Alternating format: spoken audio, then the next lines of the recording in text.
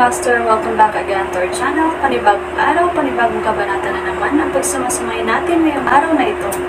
At kung bago ka sa ating channel, pag-click ang subscribe button and hit the notification bell para updated kayo sa ating mga susunod na videos. So mga Master, bago natin simulan ang ating kabanata ngayong araw na ito, huwag po sana natin skip yung ads mga Master, no, dahil malaking bagay na po yan sa ating munting channel. So simulan na natin kabanata ngayong araw na ito. Let's go! Kabanata 1851 hanggang 1870.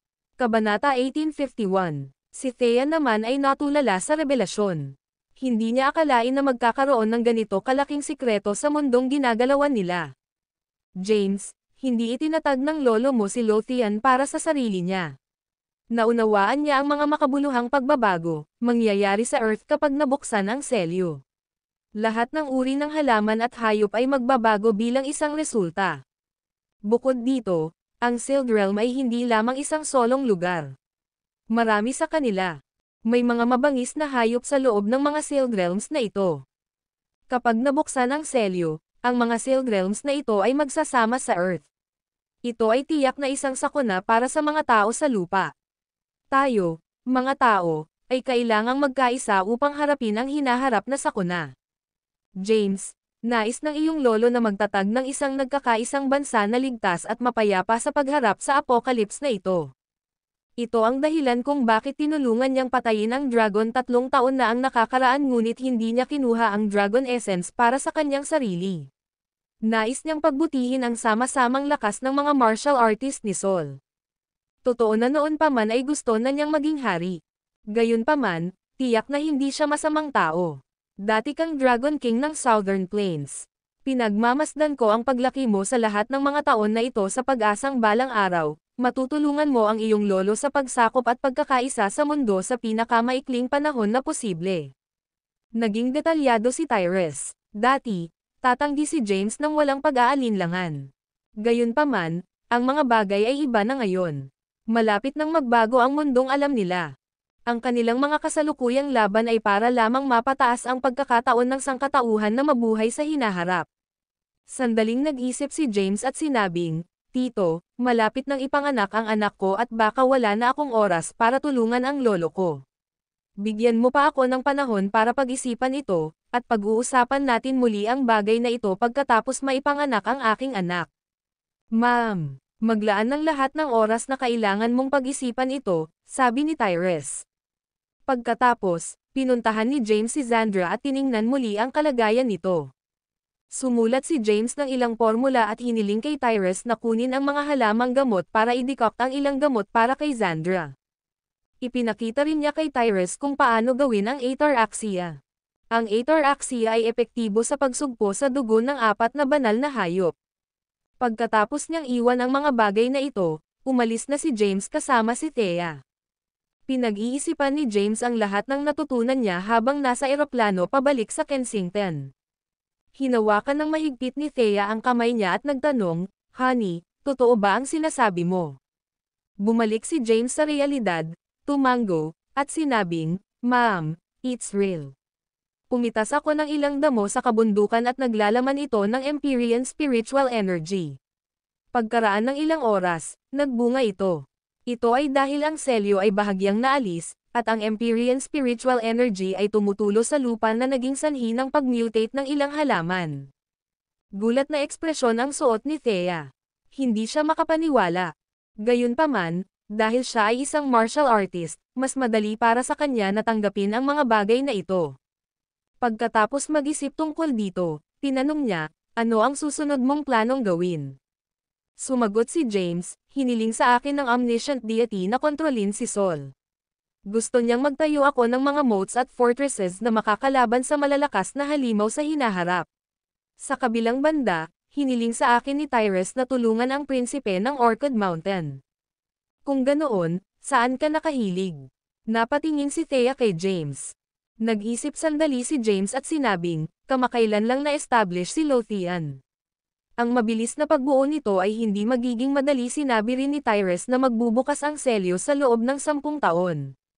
Maaaring walang sapat na oras para umunlad si Lothian. Para sa Saul, Ito ay kasalukuyang isa sa mga pinakadakilang bansa sa mundo. Mas madali para sa akin na kunin ang kontrol kay Sol. Kung walang hiccups, kokontrolan ko si Sol at palalakasan ito. May naisip na plano si James. Ilang tao na ang nasa isip ni James. Wala na siyang sinabi pa. Ang eroplano ay pumailan lang sa asol na kalangitan at puting ulap, mabilis na lumipad patungo sa kanilang destinasyon. Hindi nagtagal bago sila nakarating sa Kensington. Pagkarating sa Kensington, inihatid ni James si Thea sa tirahan ng mga kalahan. Thea, pupuntahan ko ang Blythe King. Tawagan mo ako kung may kailangan ka. Umalis si James pagkatapos sabihin kay Thea kung saan siya pupunta. Pumara siya ng taxi at pumunta sa rehiyon ng militar para makipagkita sa Blythe King. Sa nakalipas na 3 taon, medyo mapayapa si Sol. Kaya bilang isang commander ng hukbo, ginawa ng Blythe King. Wala masyadong gagawin. Nang lumitaw si James, personal siyang tinanggap ng Blythe King. Masigasig na sinalubong ng Blythe King si James habang dinadala siya sa kanyang opisina, binuhusan siya ng tsaa at naghahain ng merienda. James, ano ang nagdadala sa iyo sa aking lugar ngayon? I came to discuss some important matters with you, sabi ni James sa seryosong tono. Aabutin ng masyadong maraming oras upang mabuo ang Lothian, at maaaring hindi nila makamit ang kasiya siyang resulta sa loob ng 10 taon. Sa halip na tulungan ang prinsipe ng Orchid Mountain, mas matalinong kontrolin ang Sol, magtayo ng mga moats at kuta sa kasalukuyang pundasyon ng bansa, at mag-imbak ng mga mapagkukunan upang harapin ang paparating na sakuna. Mahal, susuportahan kita kahit anong gawin mo. Gayunpaman, magiging mahirap na makamit ang napakaraming bagay ng mag-isa. Sa tingin ko kakailanganin mong maghanap ng higit pang mga katulong. Noong nakaraan, naresolba mo ang lahat ng problema ni Sol sa napakaikling panahon dahil napakaraming tao ang sumusuporta sa iyo. Hinawakan ni Thea ang kamay ni James at sinabing, maghanap ka ng ilang taong makakatulong sa iyo. Si Maxine at Quincy ay mga taong may kakayahan. Ang video na ito ay edited by Urban Storytelling. Kabanata 1852. Naintriga ang Blythe King. Anong uri ng mahahalagang bagay? Gusto kong maging hari ni Sol. Ano? Napatayo bigla ang Blythe King mula sa pagkagulat at tinitigan si James. Napailing siya sa biglang pag-amin. Ilang taon na lamang ang lumipas mula nang maluklok ang bagong hari, at mabilis na umuunlad ang bansa mula nang siya ay maupo. Ang hari ay nagtipon ng malaking halaga ng mga tagumpay sa politika. Para biglang gusto ni James na maging hari ni Sol, sinubukan ba niyang magsimula ng kudeta? Huminga ng malalim ang Blythe King, umupo, at tumingin kay James. Nag-isip muna siya bago ibinuka ang bibig para magsalita. Alam mo ba ang sinasabi mo, James? Ang halalan ay nangyayari tuwing 30 taon. Napakaganda ng performance ng ating kasalukuyang hari, at hindi siya nagkamali. Wala kaming dahilan para tanggalin siya sa kanyang titulo. Nalaman agad ni James na mali ang pagkakaintindi ni Blythe King sa kanyang intensyon. Marami ka pang hindi naiintindihan. Ipapaliwanag ko sa iyo ang lahat ng dahan-dahan. Nagsimulang ipaliwanag ni James ang usapin ng sealed realm ng detalyado. Kapag nabuksan ang selyo, magaganap ang mga makabuluhang pagbabago sa Earth. Ang isang pusa ay maaaring maging mas nakakatakot kaysa sa isang tigre, o ang isang elepante ay maaaring lumaki at maging maihahambing sa isang bundok. Higit pa riyan, maraming hindi kilalang halimaw ang sesalakay sa ating lupa. Ayon sa impormasyong nakolekta ko, ang selyo ay ganap na aalisin sa loob ng 10 taon. Mayroon lang akong 10 taon para paghandaan ito. Sa limitadong panahon na ito, dapat tayong magkaroon ng sapat na reserbang pagkain, bumuo ng makapangyarihang mga moats at kuta, at gumawa ng sapat na paghahanda upang makaligtas sa sakuna na sasapit sa atin. Natigilan ang Blythe King nang marinig ang mga salita ni James. Hindi nakakagulat na ang Blythe King ay mag-react sa ganoong paraan dahil si James ay biglang naghatid ng balita sa isang panahon ng kapayapaan. Nagbibiro ka ba, James? Hindi ito nakakatawa. Seryosong sabi ni James. Wala ako sa mood makipagbiruan sa'yo. Lahat ng sinabi ko sa'yo ay totoo. Naging solemn na ang ekspresyon ng Blythe King. Nagpatuloy si James. Ang kasalukuyang hari ay isang ordinaryong tao lamang. Kung sasabihin ko sa kanya ang mga bagay na ito, hindi niya maiintindihan at iisipin niyang kalokohan lang iyon. Kailangan kong gumawa ng paraan para makaalis siya sa pwesto. Kung hindi ko ito magagawang legal, kailangan kong maghila ng ilang mga string sa likod ng mga eksena.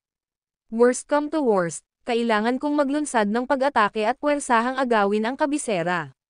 Si James ay walang interes sa posisyon ng hari. Gayunpaman, wala siyang pagpipilian kundi ang kunin ang posisyon para sa kinabukasan ni Sol. James, tinitigan siya ng Blythe King at sinabing, sobrang pag-abot mo sa iyong autoridad, James. 100 taon nang mapayapa si Sol. Hindi naaangkop para sa iyo na maglunsad ng direktang pag-atake. Iminumungkahi kong magtungo ka sa kabisera at hanapin ang luma at bagong hari para talakayin ang bagay na ito. Maaari mo pa ring paghandaan ang lahat sa likod ng mga eksena habang pinapanatili ng hari ang kanyang posisyon. Ayaw ng Blythe King na magsimula ng digmaan si James. Bagamat nagtiwala siya kay James, hindi niya ninais na sumiklab ang digmaang sibil sa loob ng Sol. Ang video na ito ay edited by Urban Storytelling. Kabanata 1853. Gayunpaman, naunawaan niyang mahihirapan si Sol kung hindi maasikaso ng maayos ang usaping ito. Maraming mga bagay na dapat hawakan na nangangailangan sa akin na magkaroon ng autoridad ng hari. Kung bigla akong kumilos ngayon, alam kong magiging taksil ako sa mga tao ni Sol, at kailangan kong pasanin ang mga kahihinatnan ng aking mga aksyon. Ngunit sa loob ng 10 taon, pahahalagahan ng mga Solin ang nagawa ko para sa kanila. Naniniwala ako sa lahat ng sinasabi mo, pero may pag-aalinlangan sa mukha ni Blythe King. Hindi pinaghinalaan ng Blythe King si James dahil sa kawalan niya ng interes sa posisyon ng hari. Kung talagang sinadya niyang agawin ang lahat, nakukuha sana ni James ang kanyang posisyon bilang hari ng Sol 4 na taon na ang nakararaan at hindi na naghintay hanggang ngayon. Tumayo si James at sinabing, I'll give you time to think about it. Sa ngayon, kailangan kong magtungo sa kabisera. Ano man ang susunod na mangyayari, tatalakayin ko muna ang bagay na ito sa luma at bagong hari. Tumayo si James at umalis. Pagkaalis niya, naging seryoso ang ekspresyon ng Blythe King. Agad niyang nilabas ang phone niya. Halika at makita mo ako sa opisina ngayon din. Hindi nagtagal, pumasok si Daniel na suot ang kanyang damit pang-militar. Commander, magalang nabati ni Daniel. Gaano ka nakatagal kasama, Daniel? Tanong ng Blythe King. Nang hindi nag-iisip, sumagot si Daniel, halos 20 taon na ang nakalipas. Oo, halos 20 taon na. Ang Blythe King ay tumayo, lumakad sa bintana, at siniyasat ang rehiyon ng militar sa labas. Nag-aalalang sabi niya, kanina lang pumunta si James sa akin, gusto niyang maging hari. Ano? Nagulat si Daniel. Agad niyang nilock ang pinto sa likod niya. Si Commander, totoo ba ito? Tanong ni Daniel sa pananahimik na tono. Ma'am, sinabi ni James na ang mundo ay malapit nang dumaan sa isang pagbabago. Ang sakuna na malapit nang dumating sa atin ay magiging lubhang kakaiba at nakakaligalig, ngunit naniniwala ako sa kanya. Sinabi niya na siya ang magiging hari at mamumuno kay Sol sa pagtatayo ng mga moats, kuta, at pag-iimbak ng pagkain.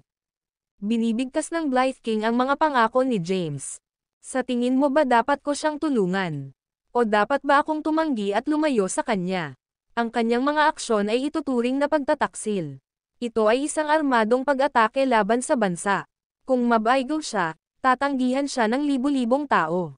Nang marinig ito ni Daniel ay tuluyang nawalan ng malay. Alam niyang si James ay isang martial artist, ngunit ang kanyang paglalarawan sa mga nalalapit na kaganapan ay mahirap iikot sa kanyang ulo. Pagkatapos makipag-usap sa Blythe King, bumalik si James sa villa ng mga kalahan. Nang makita si James na nakaupo sa sala ng villa na may malungkot na ekspresyon, lumapit si Thea at hinawakan ang kanyang kamay. Tapos, nag-aalalang tanong niya, anong meron? Hindi ba maganda ang takbo? Nawala sa pag-iisip si James at sumagot, pumunta ako sa Blythe King at sinabi sa kanya ang intensyon kong maging hari. Nabigla siya. Sinabi ko rin sa kanya na maglulunsad ako ng armadong pag-atake upang sakupin ang kabisera sa pamamagitan ng puwersa kong kinakailangan. Parang ayaw niya akong tulungan.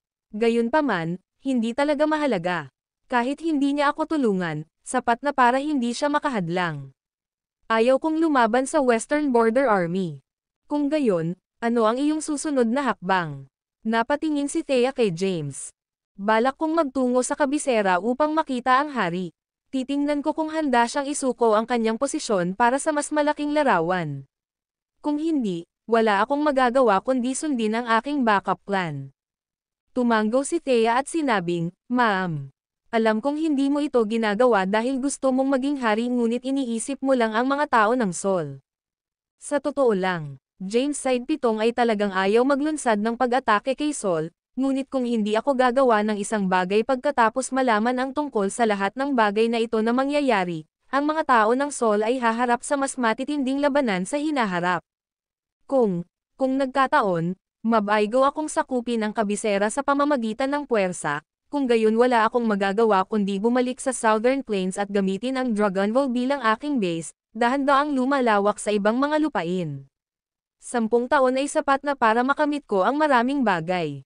Sabi ni Thea, hindi ko masyadong naiintindihan ang mga bagay na ito, pero alam kong kakailanganin mo ng pera para sa pagpapaunlad ng mga moats at fortresses. May kontrol ka sa New Era Commerce. Kaya hindi ka nagkukulang sa pondo. Dapat kang magtungo muna sa kabisera at mabawi ang kontrol sa New Era Commerce. Tawagan ang ilan sa iyong mga dating subordinate para tumulong.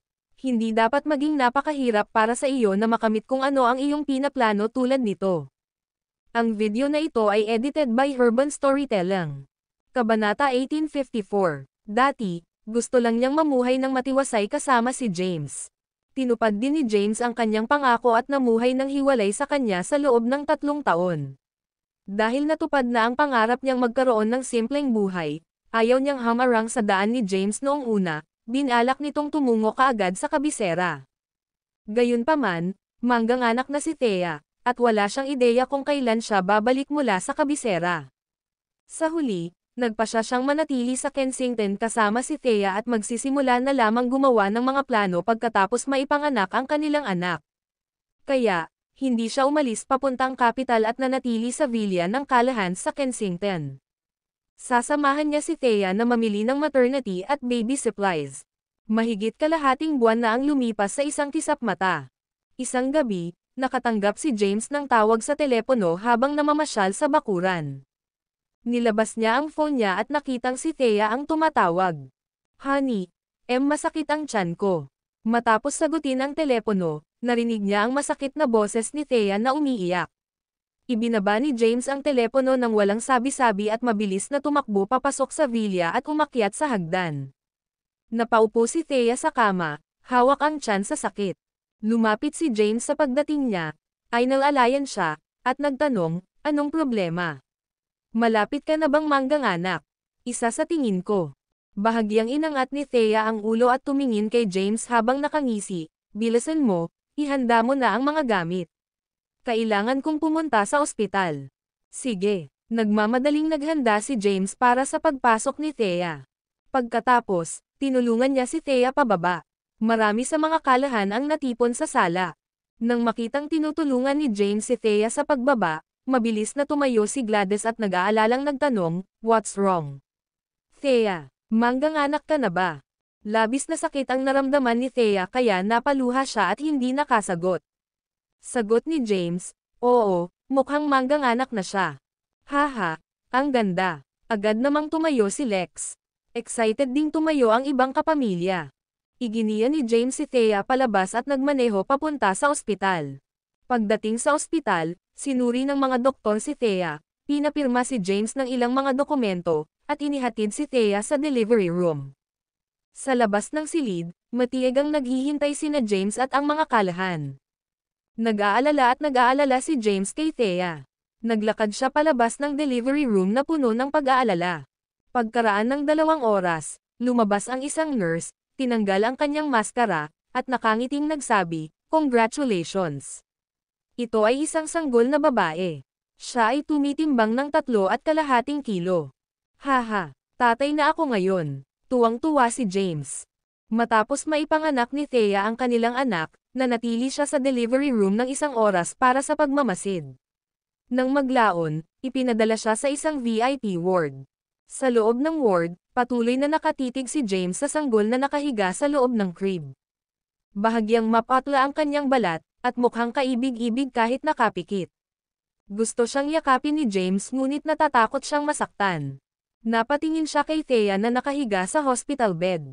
Sa pangkalahatan, ang mga kababaihan ay nakakaramdam ng mahina pagkatapos ng panganganak. Gayunpaman, si Thea ay isang makapangyarihang martial artist. Pagkatapos manganak, medyo maganda ang kanyang kutis at siya ay masigla. Tanong ni James, gusto mo bang kumain, Thea? Marahang umiling si Thea.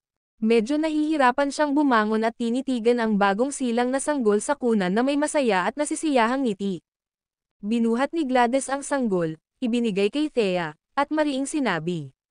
Thea, tingnan mo, siya ay kaibig-ibig. By the way, anong pangalan niya? Nang marinig ito, nilaybot ni Thea ang mga mata kay James. Matagal na niyang hiniling kay James na mag-isip ng isang pangalan, ngunit nais ni James na maghintay hanggang sa ipanganak ang bata upang matiyak ang kanilang kasarian. Congratulations, Thea. Thea, congratulations. Binati ng mga kalahan si Thea. Ang video na ito ay edited by Urban Storytelling. Kabanata 1855. Tumingin si Lex sa mga tao sa silid at sinabing, sige, dapat umalis na ang lahat. Kailangan ni Thea ng pahinga. Sunod-sunod na umalis ang mga kalahan. Maya-maya, si James at Thea na lang ang naiwan sa ward. Kahit na martial artist si Thea, pagod pa rin siya at hindi nagtagal ay nakatulog na siya sa kanyang kama. Hindi makatulog si James at umupo sa isang tabi, pinagmamasdan ang bata na wala sa sarili. Hindi nagtagal, nagsimulang umiyak ang sanggol. Agad namang natarante si James matapos marinig ang iyak ng sanggol. Thea, bilasan mo. Umiiyak ang baby natin. Ginaising niya si Thea. Tumalikod si Thea at umupo. Binuhat niya ang sanggol mula sa kuna at sinimulang aliwin ito. Gayunpaman, hindi tumigil sa pag-iyak ang sanggol. Natarante si Thea at tinawag ang nurse.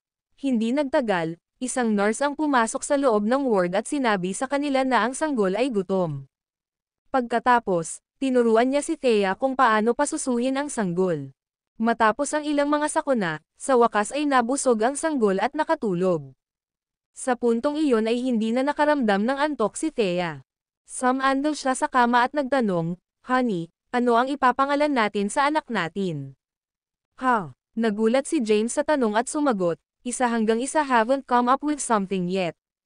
Napakamot siya ng ulo at nakangiting sinabing, You should name her.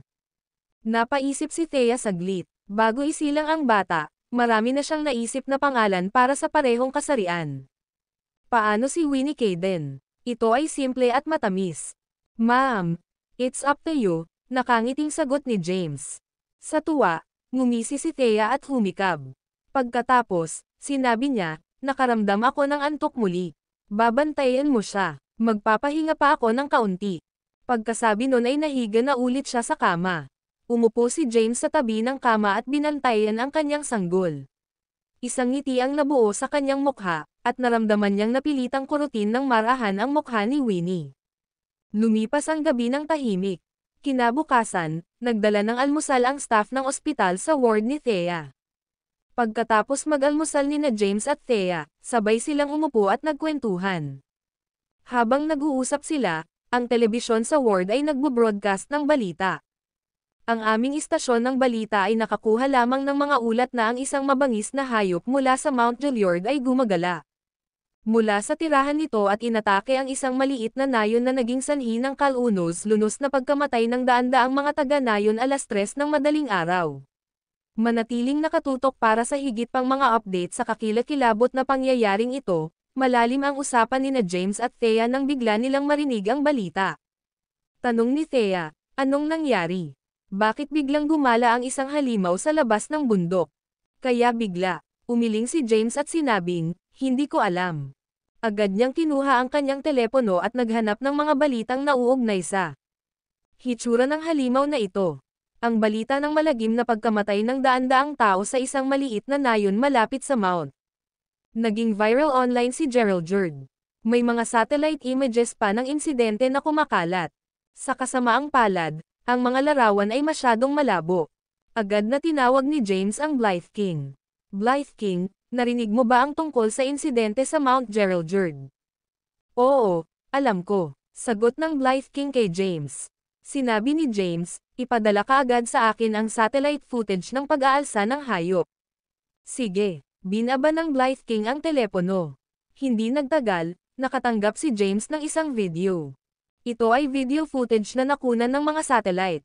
Isang mabangis na hayop ang sumugod sa nayon at nagdulot ng kalituhan, na sinira ang nayon. Ang daming. Ipinakitang gumuho ang mga bahay, at daan-daang tao ang kalunos-lunos na namatay sa pangyayari. Ang halimaw ay higit sa 30 metro ang haba. Nagmukha itong malaking baboy ramon na may mahabang itim. Buhok na tumatakip sa katawan nito. Matapos makita ni James ang video, nahulog siya sa malalim na pag-iisip. Nagbago kaya ang baboy ramon na ito pagkatapos ng hindi sinasadyang pagkain ng isang espiritual na prutas na iyon? Sumibol mula sa lupa. Magiging mahirap kung iyon ang kaso. May 10 taon pa bago masira ang selyo. May bakas lang ang Earth. Dami ng Empyrean spiritual energy, ngunit sapat na iyon para maging sanhi ng isang baboy ramo. Mutate. Nakakatakot ang mutated wild boar na nakita sa footage. Ang mutated beast 10 taon mula ngayon ay tiyak na magiging mas malupit pa rito. Ang video na ito ay edited by Urban Storytelling. Kabanata 1856. Hindi sigurado si James kung nag-mutate ang baboy ramo matapos aksidenteng makakain ng prutas na naglalaman ng Empyrean spiritual energy. Ang tanging magagawa niya ay maghintay ng pahayag mula sa mga awtoridad. Sinamahan ni James si Thea sa ospital. Makalipas ang ilang araw, pinalabas na si Thea. Sa buong panahon na ito, nasubaybayan ni James ang balita ng halimaw mula sa Mount Geraldjord na sumalakay sa mga taga-nayon. Niyanig ng pangyayari ang bansa. Ang bansa ay nagpadala ng mga piling tropa sa Mount Geraldjord. Gamit ang satellite mapping, natagpuan nila ang baboy ramo. Gayunpaman, ang baboy ramo ay lubhang matyaga at hindi maaaring patayin kahit na may mga baril. Ang mga tropang ipinadala ay nagdusa ng mabibigat na casualty. Ito ay confidential na impormasyon na karaniwang hindi maa-access ng mga ordinaryong tao. Mabuti na lang at mataas ang katayuan ni James sa Sol kaya naging madali para sa kanya na makakuha ng karagdagang detalye. Dahil hindi ito kayang patayin ng militar, bumaling sila sa mga sinaunang martial artist. May mga sinaunang martial artist na nagtatrabaho para sa bansa sa ilalim ng Yada sect na itinatag ng matandang hari. Ang mga miyembro ng Yada sect ay pawang mga martial artist, at ang ilan ay mga grandmaster sa ika-8 ranggo. Sa wakas ay napatay ang mabangis na hayop sa paglahok ng mga martial artist ng Yada sect. Gayunpaman, nagtamo rin sila ng mabibigat na casualty, kabilang ang pagkawala ng ilang 5th-ranked grandmasters. Ang sitwasyon ay umabot sa punto kung saan kailangan ang pakikilahok ng ika-8 ranggo ng mga grandmaster. Matapos ang mahabang pakikibaka, sa wakas ay naiulat ng mga awtoridad na napatay ang mutant boar. Ang mga mamamayan ni Sol ay sa wakas ay hinalinhan. Matapos malaman na napatay ang halimaw, nakahinga rin ng maluwag si James. Nanatili si James sa Kensington, inaalagaan si Thea. Pagkalipas ng ilang araw, isang pagsabog ng itim na liwanag ang nagmula sa isang bundok, at isang ahas na may 10 metro ang haba ang pumasok sa isang lungsod at pumatay ng maraming inosenteng sibilyan. Sa huli, ang Yada sect ay ipinadala muli upang patayin ito. Sa loob lamang ng 10 araw, 2 halimaw ang magkasunod na lumitaw. Nagdulot ito ng malawakang panik. Sigurado si James na nagbago ang mga hayop na ito pagkatapos kumain ng kakaibang prutas at naging mas malakas bilang resulta. Alam niyang kailangan ng agarang aksyon dahil mas magiging madalas ang mga ganitong pangyayari. Thea, kailangan kong pumunta sa kapital. Niyakap ni Thea ang kanilang anak na halos 1 buwan pa lang, tumango, at sinabing, "Ma'am, go. Mananatili ako sa Kensington at aalagaan ang anak natin. I'm sorry kung hindi ko na kayang manatili sa tabi mo. Ayos lang. Alam kong mayroon kang mahahalagang bagay na dapat hawakan." Nakatingin si Thea sa mas malaking larawan. Pagkatapos magpaalam ni James kay Thea, nakipag-ugnayan agad siya sa Blythe King at sumakay ng private plane papuntang kapital. Hindi agad tumungo si James sa Peace Mansion para makita ang hari pagkadating. Sa halip, tumungo siya sa base ng Red Flame Army. Si Henry ang kasalukuyang commander ng Red Flame Army. Isinantabi ang lahat, siya pa rin ang tiwala ni James.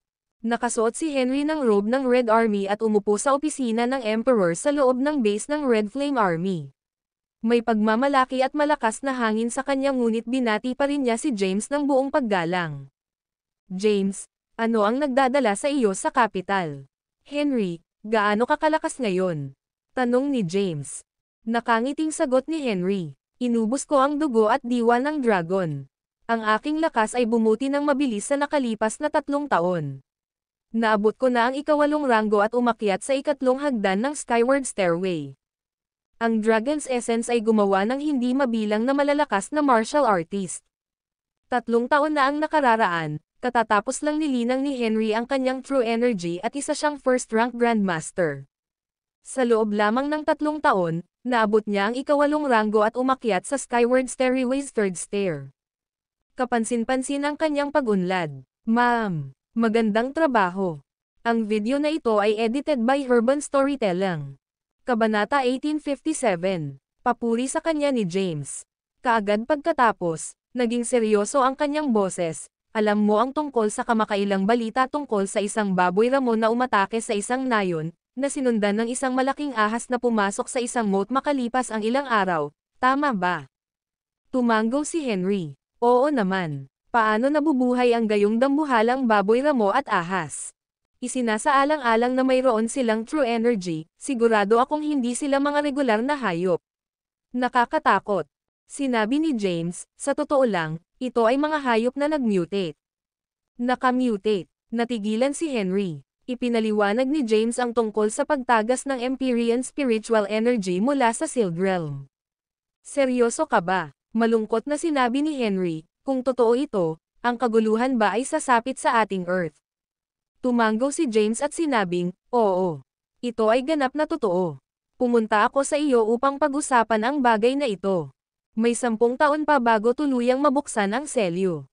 Nagmumutate na ang mga hayop sa mga nakakakilabot na nilalang ngayon. Ang mga uri ng mga hayop na lilito sa loob ng 10 taon ay halos hindi maisip. Kailangan kong kontrolin ang Sol, magtayo ng malalakas na moats, at kuta, at mag-imbak ng pagkain. Kailangan ko ng tulong mo. Kung kinakailangan, kailangan kong kunin ang kontrol ni Sol sa pamamagitan ng puwersa.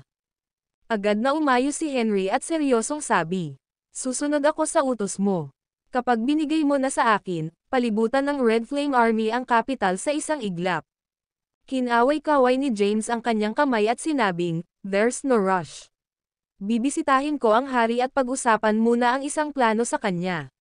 Gusto ko lang sabihin sa iyo ng maaga na maging handa dahil kulang tayo sa oras. Ang 10 taon ay maaaring mukhang isang mahabang panahon, ngunit ito ay halos hindi sapat. Sige, tumango si Henry. Matapos makita si Henry, umalis si James patungong Peace Mansion. Ang Peace Mansion ay ang tirahan ng pinakamataas na opisyal ng Sol, ang hari. Ang mga tagalabas ay ipinagbabawal na pumasok, ngunit ang katayuan ni James sa Sol ay maihahambing sa kalagayan ng mga king, kaya madali siyang nakapasok sa Peace Mansion. Gayunpaman, ang kasalukuyang hari ay nasa isang pulong pa rin. Kaya naman, matiyagang maghintay lamang si James sa loob ng mansyon. Bago dumating ang bagong hari, nagpakita na ang matandang hari, si Zacharias. Kasalukuyang tinutulungan ni Zacharias ang bagong hari sa mga pambansang gawain. James, nakakagulat, hindi ko inaasahan na babalik ka sa kapital. Ngumiti si Zacharias at kumuha ng tabako, ibinato kay James. Pagkatapos, hinubad niya ang coat niya at inihagis kay Gloom na nasa likuran niya. Sinalo ni James ang tabako na ibinato sa kanya. Nakarating ako sa kapital dahil sa isang mahalagang bagay. Oh. Tinaas ni Zacharias ang kanyang noo. Tinanong niya, ano ito? Ipinaliwanag ni James ang mga kamakailang insidente na kinasasangkutan ng paglitaw ng mga hayop. Una, may baboy ramon na mahigit 30 metro ang haba. Tapos, may sawa. Ilang dosenang metro ang haba. Sa tingin mo ba nagkataon lang? So, ano ang gusto mong ipahiwatig? Napatingin si Zacharias kay James. Sabi ni James, actually, ito ay mga senyales na malapit nang mangyari ang isang sakuna sa ating mundo.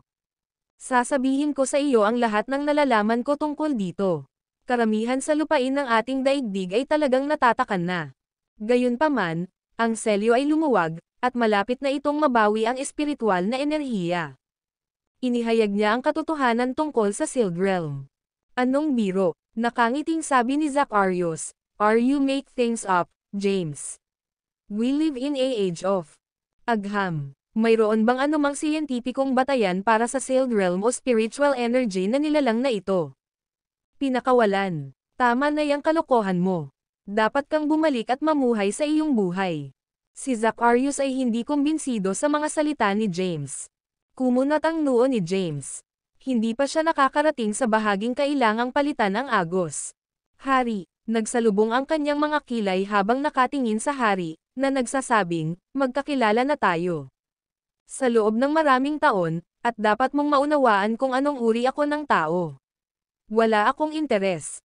Ang posisyon ng hari, ngunit kailangan kong pangunahan si Saul sa paggawa ng bagong moat at kuta upang labanan ang mga halimaw sa hinaharap. So gusto mong maging hari ngayon?" Hindi makapaniwalang tumingin si Zacharias kay James. "Oo," tumanggo si James. Tahimik siyang tinalikuran ni Zacharias. "That's absolutely out of the question. Saul is currently mapayapa, at ang ating bagong hari ay nagpakita ng magandang husay sa politika. Naalis na siya. Mga tiwaling opisyal, tinulungan ang mahihirap, at minamahal ng mga tao. Walang wastong dahilan para bumaba siya. Kung gusto mong maging hari, kailangan mong maghintay para sa susunod na halalan na mangyayari. Mangyari higit sa 20 taon mula ngayon. Yo, buhay na buhay dito." Sa sandaling iyon, isang masiglang boses ang bumasag sa tensyon ng silid. Isang chubby middle-aged na lalaki na nasa 40s ang edad ang pumasok sa kwarto. "Guro, Dragon King." Umakyat siya at magalang na tinanggap ang mga ito. Alam ni James na ang taong nauna sa kanya ay ang bagong hari, si Josiah Zum. Ang video na ito ay edited by Urban Storytelling. Kabanata 1858, si Josiah ang orihinal na gobernador ng Kabisera. Sa halalan ilang taon na ang nakalilipas, ang lahat ng mga kandidatong kabilang sa mga pangunahing puwersa ng Kabisera ay inalis, na nagbibigay sa kanya ng pagkakataong umangat sa kapangyarihan at maging hari. Sa paghusga sa kanyang mga nagawa nitong mga nakaraang taon, isa nga siyang disenteng hari para sa bansa at sa mga mamamayan nito. Sa kabila ng pagiging hari ng Saul, nagpakita pa rin siya ng paggalang kina Zacharias at James. Alam niyang wala si Saul sa kinaroroonan niya ngayon kung hindi dahil sa kanilang dalawa. Lumapit si Zacharias sa dalawa at umupo sa tabi nila.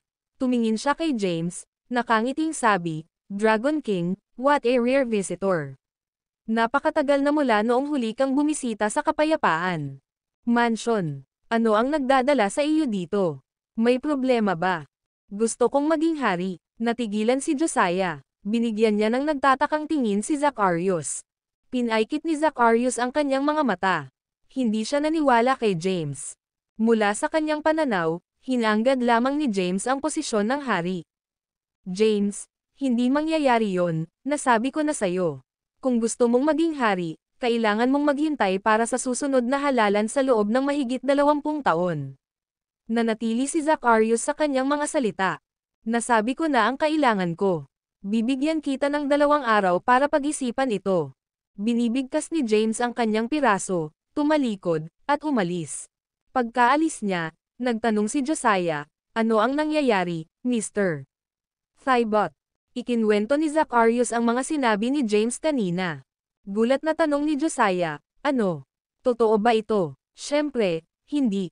Si Zacharias ay hindi naniwala kay James. Umalis si James. Hindi naging maayos ang biyahe niya sa Peace Mansion. Tila hindi naniwala si Zacharias sa kanyang mga sinabi. Pagkaalis niya ay nagsimula siyang mag-isip kung ano ang gagawin.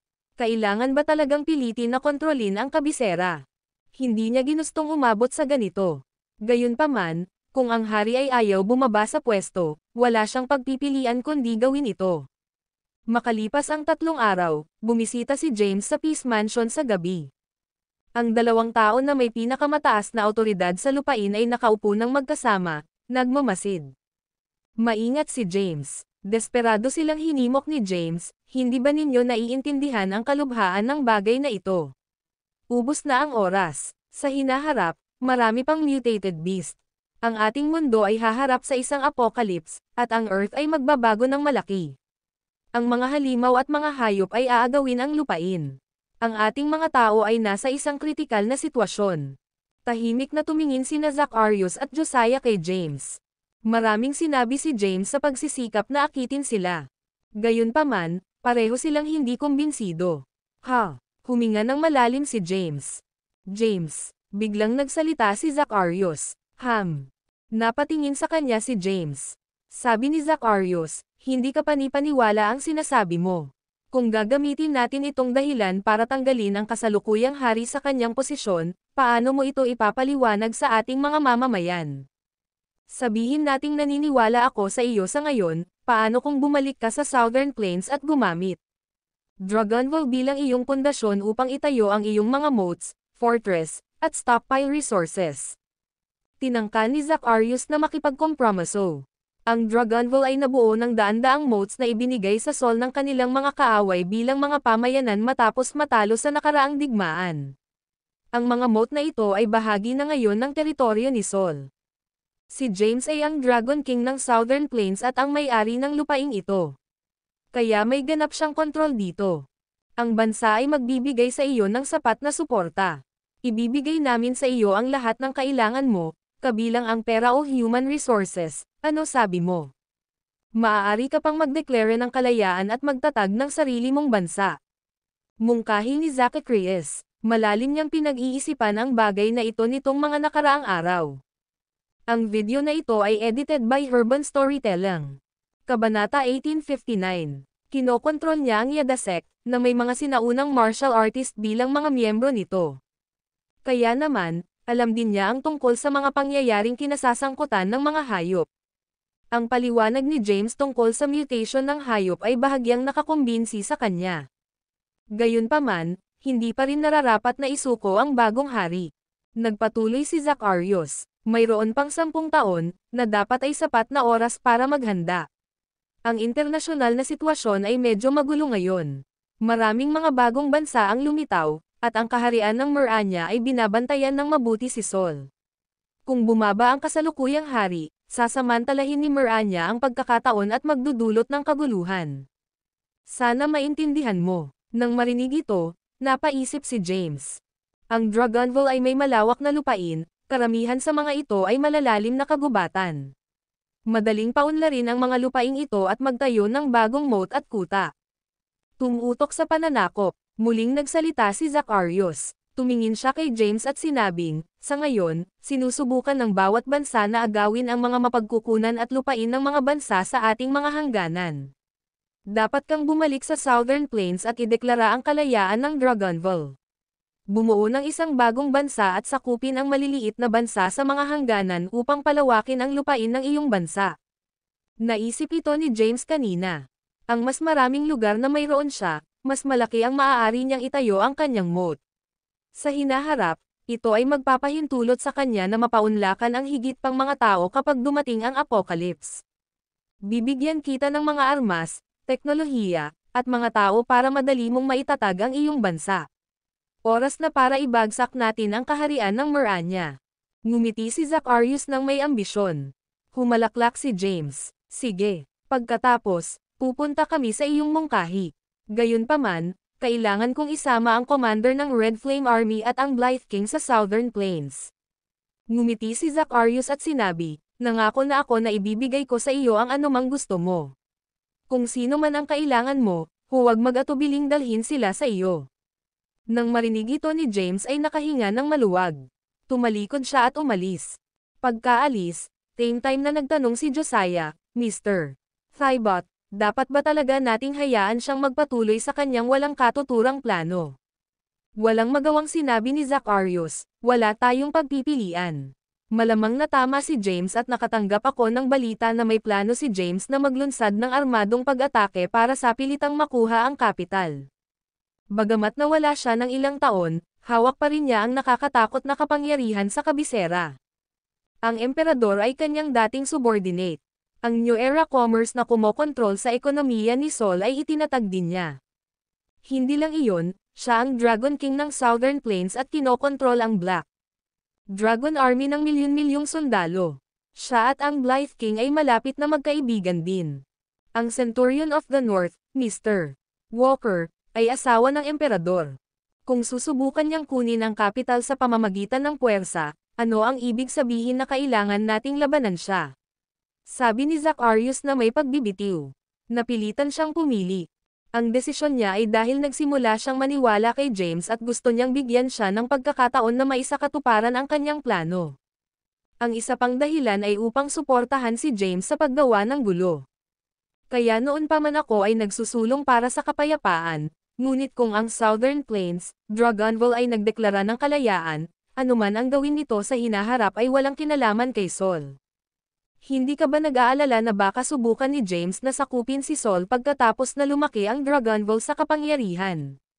Malamang hindi niya gagawin. Kung gusto niyang maging hari ni Saul, kinuha niya ang posisyon ilang taon na ang nakakaraan at hindi maghihintay hanggang ngayon. Medyo may basehan ang mga sinasabi niya. Hindi rin tayo pwedeng manatiling walang ginagawa. Anuman ang gawin ni James, dapat nating sundin, maging ito man ay pagtatayo ng mga bagong moats, kuta, o pag-iimbak ng mga mapagkukunan. Umalis si James sa Peace Mansion. Maraming tao ang nagtipon sa isang villa sa kabisera. Si Blake, ang nagtatag ng Dark Castle. Si Jake, ang boss ng Underground Intelligence Network, na kilala rin bilang henyong doktor ng Kensington, J. Ang Elite 8 Nanograms Southern Plains, na ngayon ay mahahalagang miyembro ng Dragon Palace, ay naroroon din. Sa nakalipas na ilang taon, ang Dragon Palace ay mabilis na lumago at naging isa sa pinakadakilang puwersa sa mundo. James. Nakatuon ang mata ng lahat kay James. Sa nakalipas na ilang taon, nawala si James nang walang bakas. Bigla na lang siyang nagpakitang muli, sinabihan silang magtipon para pag-usapan ang isang mahalagang bagay.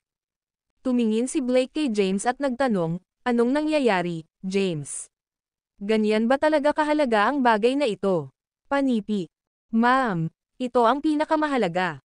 Naging mataimtim ang ekspresyon ni James habang nakatingin sa mga tao sa villa, na nagsasabing, "Idedeklara ko ang Dragonville bilang isang malayang bansa sa Southern Plains. Kakailanganin ko ang tulong ng lahat." Ano? Nataranta ang mga taong naruroon sa kanyang anunsyo. Kalayaan. Nais ni James na gawing sariling bansa ang Dragonville. Napatingin ang lahat kay James na nagtataka. Kung talagang gusto niyang mamuno sa bansa, siya na sana ang naging hari 4 na taon na ang nakararaan. Hindi na sana siya maghihintay hanggang sa sandaling ito. Kaya, ano nga ba ang layunin ng ang kalayaan ng Dragonville ngayon? Dragon King, sa wakas nandito ka na. Pagkapasok ni James sa villa, tumayo na ang lahat. Si May ang unang lumakad. Siya ay sumilay sa isang kaakit-akit na ngiti at nagtanong, "James, ano ang dahilan kung bakit mo kami pinatawag sa kabisera sa pagkakataong ito?" Ngumiti din si Blake kay James, at sinabing, "Naging abala ako sa lahat ng oras na ito at nagawa kong maging isang third-rank Grandmaster." Ngumiti si James at sinabing, "I've called everyone here because of an important matter." Ang video na ito ay edited by Urban Storytelling. Kabanata 1860. Ang mga tao sa villa ay mga dating pinagkakatiwalaan ni James at lubos na mapagkakatiwalaan. Walang nakitang dahilan si James para itago sa kanila ang katotohanan. Ang mundo ay malapit nang magbago. Naging seryoso siya at ipinaliwanag ang sitwasyon. Ang lahat ng nakatipon ay hindi pa nakakita kay James na magsalita ng may kabigatan. Lahat sila ay tumingin sa kanya at nakinig ng mabuti sa kanyang mga salita. Lahat ng tao dito ay martial artist, kaya dapat mas pamilyar ka sa sasabihin ko kaysa sa mga ordinaryong tao.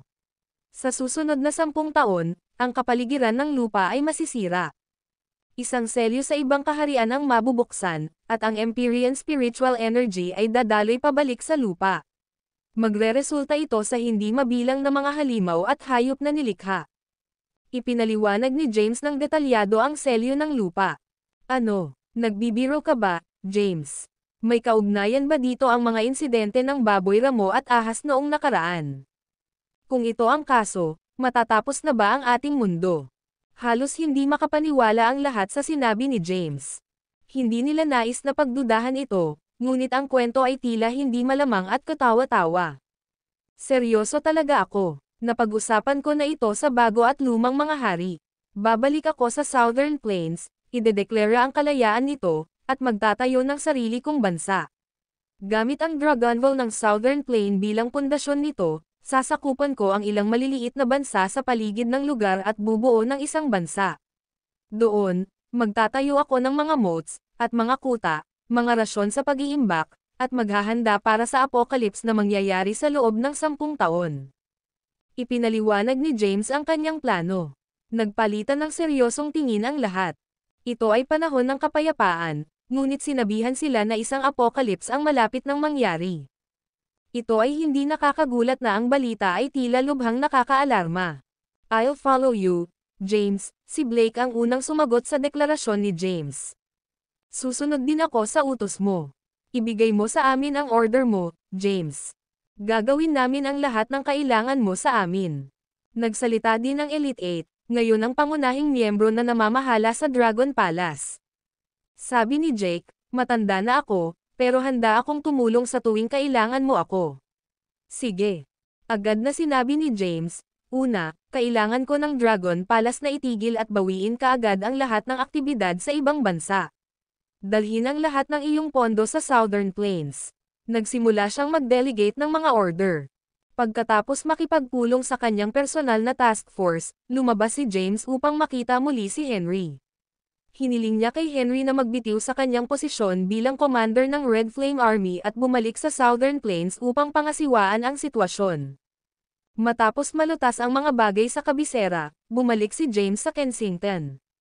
Nakaupo si James sa opisina ng direktor sa pinakamataas na palapag ng isang internasyonal na kumpanya. Kensington at naghintay. Iklik, clack, iklik, clack. Ang tunog ng mataas na takong ay nagklik ng maayos sa hangin. Narinig ni James ang mga yabag at iniangat ang ulo. Pumasok sa opisina ang isang payat at magandang babae na nakasuot ng professional suit. Siya ay mga 180 sentimetro ang taas at may kulot na pulang buhok. Ang kanyang mukha ay maislan ngunit napakarilag at nagniningning ng matikas at kaakit-akit na aura. Pambihirang bisita. Lumapit si Quincy at umupo sa office chair niya. She crossed her legs at tumingin kay James na nakaupo. Isang halatang ngiti ang nabuo sa kanyang flawless na mukha. She pretended to pout her lips then said, "Aren't you supposed to be living in seclusion? Ano ang nagpapabalik sa iyo sa Kensington?" Sa nakalipas na ilang taon, si Quincy ay naging masipag sa trabaho at ganap na binaliwala ang mga gawain ng sinaunang martial world. Kaya naman, hindi siya updated sa mga latest happenings nito. Sa kasalukuyan, tinatamasa niya ang mahusay na tagumpay sa kanyang karera. 3 taon na ang nakalilipas, sumali siya sa kumpanya bilang isang maliit na empleyado. Ang video na ito ay edited by Urban Storytelling. Kabanata 1861. Sa loob lamang ng 3 taon, umakyat siya sa posisyon ng direktor. Tumingin si James sa oras. "Halos tanghali na. Lagi kong naaalala na may utang pa akong pagkain sa iyo. May oras ka ba ngayon?" Napangiti si James. Nahihiya siyang hanapin si Quincy. Sa tuwing may problema, palagi siyang humihingi ng tulong sa kanya. Sa pagkakataong ito, isa itong kritikal na isyu na nakaapekto sa kaligtasan ng sangkatauhan. Kaya, kinailangan niyang walang kahihiyang pumunta para makita siya. Nobela. Tiningnan ni Quincy ang oras at nag-alinlangan sandali. Pagkatapos, sinabi niya, "Nagkaroon ako ng pagpupulong noong una, ngunit dahil pumunta ka sa Kensington upang ipagdasal ako sa isang pagkain, hindi ako magalang na tumanggi." Pagkasabi nun, tumayo si Quincy at sinenyasan si James. "Tara na." Tumayo si James at lumabas ng opisina kasama si Quincy. Sa loob ng isang pribadong silid sa isang high-end na western restaurant sa Kensington, dinala ni Quincy ang kanyang baso ng red wine sa kanyang mga labi at humigop.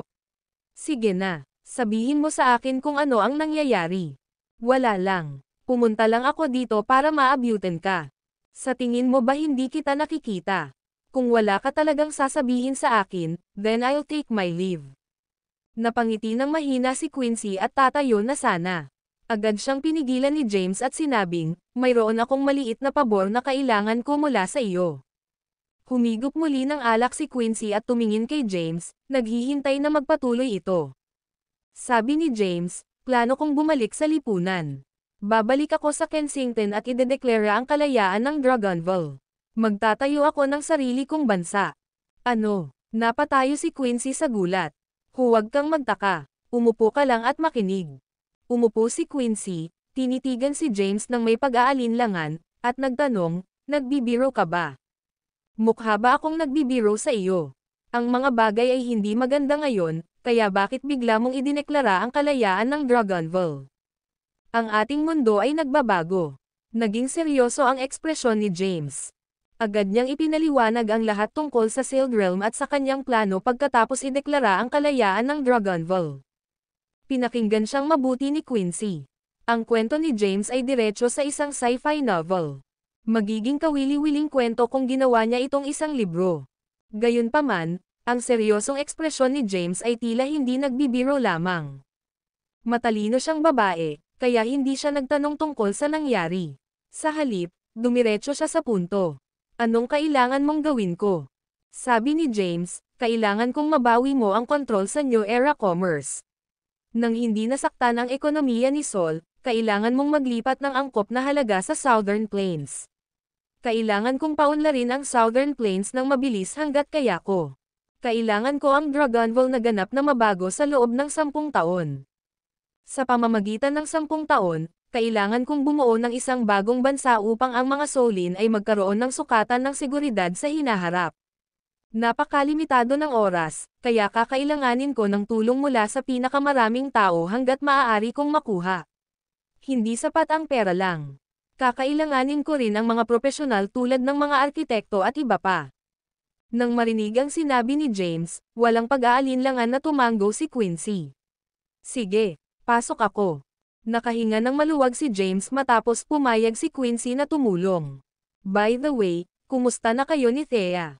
Yan ang tanong ni Quincy sa isip niya simula noong una niyang makita si James, pero hindi niya alam kung paano sasabihin.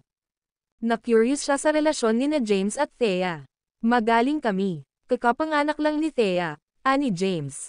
Ano? Natigilan si Quincy. Tanong niya, seryoso ka ba? So, may anak ka ba? Isang anak na babae. Congratulations. Ano naman sayo? Kumusta ka nitong mga taon? Nagpakasal ka na ba? Ako, bahagyang umiling si Quincy at sinabing, hindi ko pa nakikilala ang taong para sa akin. Anyway, hindi naman ako nagmamadali. Kung tutuusin, kinuha ko na ang dugo ng dragon at immortal ako.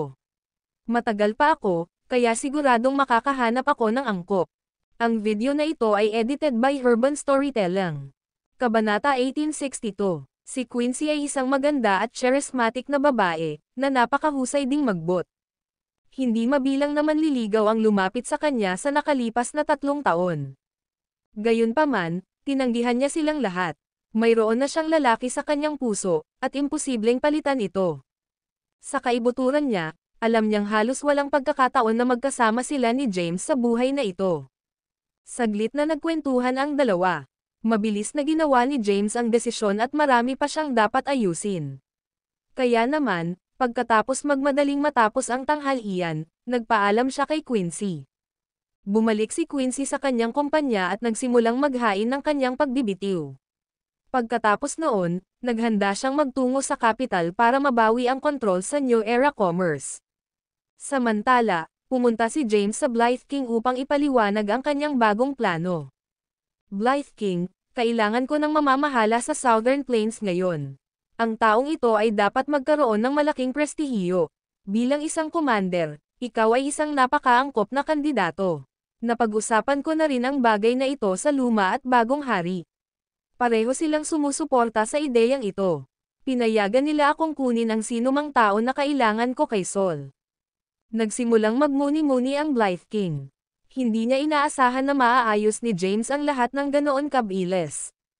Nang marinig niya ang kahilingan ni James na umalis siya patungo sa Southern Plains, ang Blythe King ay nag-atubili sandali bago sumagot, sige, tutulungan kita. Isusumit ko ang aking pagbibitiw bilang commander ng Sol. Dadalhin ko rin ang ilan sa aking mga pinagkakatiwalaan sa Southern Plains upang tulungan ka sa pag-set up ng iyong bagong bansa. Sige, tumango si James at sinabing, it's a crucial period. Sa halip na isang mapayapang bansa, magtatatag ako ng isang ganap na autokrasya.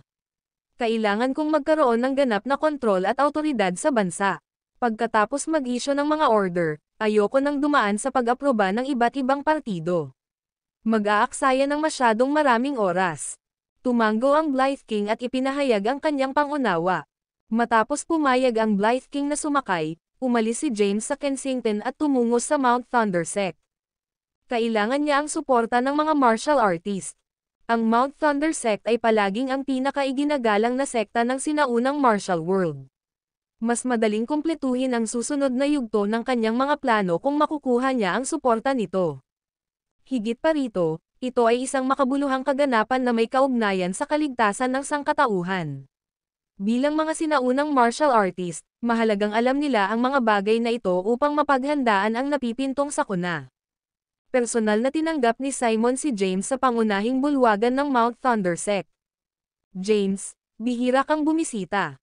Ang balita ng pagkatalo ni James sa isang powerhouse mula sa Void Sect sa Mount Bane ay kumalat na sa buong mundo. Alam ng lahat ng martial artist na si James ay nakapasok sa ika-9 na ranggo at nakakuha ng napakalaking lakas. Ngumiti si James at sinabing, "Sir Cabrol." Buntong hininga. Kinawayan ni Simon ang kanyang kamay at sinabing, "Ano ang mga formalidad? Tawagin mo na lang akong Simon." Sa sandaling iyon, pumasok sina Jackson at Delaney sa bulwagan. James, Mr. Caden. Sabay-sabay na bati ng dalawa sa kanya, nobela. Bahagyang natarante si James. Ang Grand Patriarch ng Mount Thunder Sect at si Jackson ay pareho sa first name basis. James. Gayunpaman, si Delaney, na nasa mababang ranggo sa sekta, ay tinawag siyang Mr. Caden.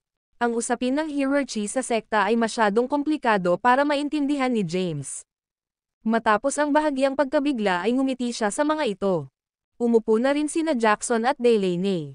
Direktang sinabi ni James ang layunin ng kanyang pagbisita. Sa totoo lang, pumunta ako sa Mount Thunder Sect dahil may importante akong sasabihin sa inyo. Pagkarinig nito ay napatitig silang tatlo kay James. Inulit ni James ang impormasyon tungkol sa Sealed Realm, ang pinagmulan ng Void Sect, at ang mga makabuluhang pagbabago na magaganap sa lupa sa hinaharap. Nakikita ko. Mataimtim na sumagot si Simon, naramdaman ko na parang abnormal ang isang bagay, ngunit hindi ko inaasahan na magiging ganito ito. Tanong ni Jackson, James, ang dahilan ba ng pagpunta mo dito para lang sabihin sa amin ang tungkol dito? Hindi, nagpatuloy si James. Napag-usapan ko na ang bagay na ito sa mga matataas na opisyal ng Sol. Babalik ako sa Southern Plains at idedeklara ang kalayaan ng Southern Plains. Gagamitin ko ang Southern Plains bilang aking base ng mga operasyon at mabilis na sakupin ang mga nakapaligid na bansa. Pagkatapos, magtatayo ako ng mga moats at fortresses. Higit pa riyan, gagawa ako ng mga tindahan ng pagkain para malampasan natin ang paparating na bagyo. Ang video na ito ay edited by Urban Storytelling. Kabanata 1863. Kailangan ko ng tulong ng Mount Thunder Sect. Walang pinalampas, sumagot si Jackson, walang problema. Hahayaan ko ang aking anak na babae na manguna sa ilang mga disipulo mula sa Mount Thunder Sect hanggang sa Southern Plains para tulungan kang kompletuhin ang iyong 10 taong plano. Buong pusong sinuportahan ni Jackson si James. Tumingin si James kay Simon at nagpatuloy. Hindi rin maaaring manatiling walang ginagawa ang Mount Thunder Sect. Sa pagkakaintindi ko, lalawak ang lupa sa hinaharap, at marami pang bundok, ilog, at lupa ang bubuo. Para mabuhay ang sangkatauhan, kailangan nating sakupin ang lupa hanggat kaya natin. Dapat gamitin ng Mount Thunder Sect ang lugar na ito bilang iyong base at bilang pundasyon para magtayo ng lungsod. Kung tungkol sa iba pang mga bagay na kailangan mong gawin, magpatuloy sa iyong mga plano. Nangako ang bansa na susuportahan ka. Tumayo si Simon at sinabing, salamat sa pagsasabi nito sa akin, ngunit mayroon akong iba pang mga katanungan na nais kong itanong sa iyo. Sabi ni James, sige. Tanong ni Simon, nakatungtong ka na sa ika-9 na ranggo. Gusto kong tanungin kung paano mo ito ginawa. Sa Mount Thunder Sect, 3 tao ang nakarating na sa tuktok ng Skyward Stairway's 9th stair ngunit hindi pa nakakarating sa threshold, sa ika-9 na ranggo. Sa halip na mga pagbabago sa hinaharap ng daigdig, mas inaalala ni Simon ang pag-abot sa ika-9 na ranggo. Dahil may isang 9th rank Grandmaster sa harap niya, hindi niya palalampasan ang pagkakataong makakuha ng karagdagang impormasyon. Tinalakay ni James ang ika-9 na ranggo sa Tyres sa Southern Plains. Si Tyres ay anak ng prinsipe ng Orchid Mountain. Nabuhay din siya ng libu-libong taon at matagal nang nakapasok sa ika-9 na ranggo. Pagkatapos patayin ang dragon, ininom niya ang dugo ng dragon. Si James mismo ay walang kamalay-malay kung anong ranggong naabot ni Tyres ngayon. Matapos makipag-usap kay Tyres, nalaman ni James na hindi lahat ay nakakaramdam ng Empyrean spiritual energy. Kinailangan ang isa na sumailalim sa isang proseso. Ang mga ordinaryong martial artist ay dapat na maunawaan ito sa kanilang sarili kapag naabot nila ang Skyward Stairway's 9th stair. Maaaring tumagal ng kasing ikli ng 3 hanggang 5 taon o hanggang 8 hanggang 10 taon bago tuluyang maramdaman ang Empyrean spiritual energy. Gayunpaman, ang ilang mga tao ay nakakakita lamang ng Empyrean spiritual energy pagkatapos ng maikling panahon. Sinabi ni Tyres na ang mga taong ito ay may espiritual na ugat. Ang spiritual roots ay isang hindi pangkaraniwang katangian. Ang mga taong may spiritual root ay madaling makapasok sa ika-9 na ranggo kung sila ay nagtataglay ng isang pamamaraan ng paglilinang na nagpapahintulot sa kanila na sumipsip ng Empyrean spiritual energy. Si James ay nalalapit sa lahat at inihayag ang kanyang paglalakbay sa pag-abot sa kwentong ika-9 na ranggo. Ibinahagi din niya ang pagkakaroon ng spiritual roots na sinabi sa kanya ni Tyres. Nakikinig silang tatlo ng mabuti. Matapos marinig ito, hindi mapakali si Simon na tumayo. Tinanong niya, James, mayroon ka bang paraan ng paglilinang na kayang sumipsip? Empyrean spiritual energy. Tumango si James at sinabing, Ma'am. I got one a few years ago by chance. Si Simon ay masigasig. James, pwede mo ba akong turuan? Nang marinig ito ni James ay nag-alinlangan. Nang mapansin ang pag-aalinlangan ni James, nagpatuloy si Simon. Alam kong napakaraming itanong. Pagkatapos ng lahat, hinihiling ko sa iyo na magpasa ng isang paraan ng paglilinang. Gayunpaman, sinabi mong malapit nang magbago ang ating mundo, at maraming halimaw ang lilito sa hinaharap. Ngayong nasa panahon na tayo ng kapayapaan, magiging mahusay na gamitin ang oras na ito para sanayin ang mga mas mahuhusay na manlalaban upang mapataas ang pagkakataong mabuhay tayo sa hinaharap. Huwag kang mag-alala, hindi ko hinihiling na ibigay mo ito ng libre. Habang nagsasalita siya, tumingin siya kay Delaney. Ibibigay ko sa iyo si Delaney bilang kapalit ng pagpasa mo ng cultivation method sa Mount Thunder Sect.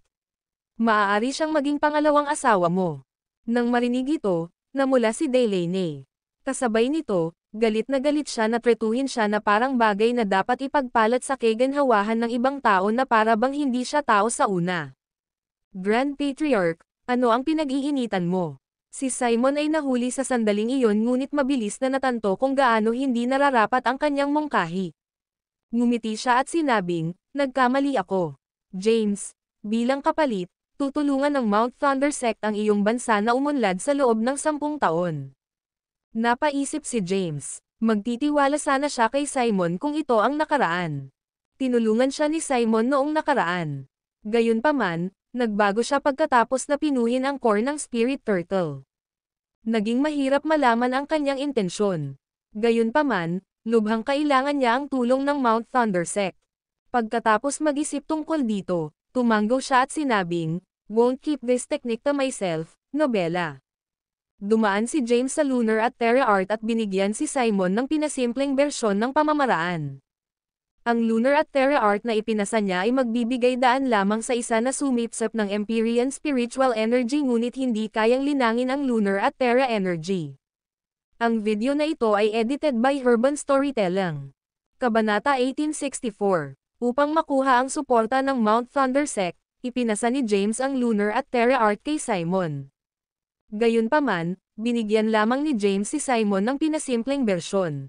Ito ay dahil hindi lubos na nagtiwala si James kay Simon at bahagyang nag-aalala sa kanyang gagawin. Matapos makuha ni Simon ang Lunar at Terra Art, nanginginig ang kanyang mga kamay sa excitement. Naintriga rin si Jackson sa paraan ng paglilinang. Sa kabila nito, hindi na siya masyadong nagtanong at sa halip ay iniba niya ang usapan. Kailan ka pupunta sa Southern Plains, James? Sagot ni James, nagawa ko na ang lahat ng aking paghahanda at aalis agad ako papuntang Southern Plains. Pagkatapos kong malutas ang mga usapin sa Southern Plains, aabisuhan ko ang mga sinaunang martial artist ng Seoul tungkol sa mga detalye ng mga selyo. Nang marinig ito, tumingin si Jackson kay Delaney, tahimik na nakaupo sa tabi nila. Delaney, eyes, Dad. Tumayo si Delaney at magalang na sinabi, hinihintay ko ang mga utos mo, Itay. Iniutos ni Jackson, magtipon kayo ng 10,000 disipulo mula sa Mount Thunder Sect at magtungo sa Southern Plains kasama si James. Sa panahong ito, mapapailalim ka sa utos ni James. Naiintindihan. Tumanggo si Delaney at bumaling kay James. Binigyan niya siya ng isang nakakaakit na ngiti habang sinabi niya, kailan mo balak umalis, Mr. Kaden? Ito ay isang mahalagang bagay, at hindi ako maaaring magkaroon ng anumang pagkaantala.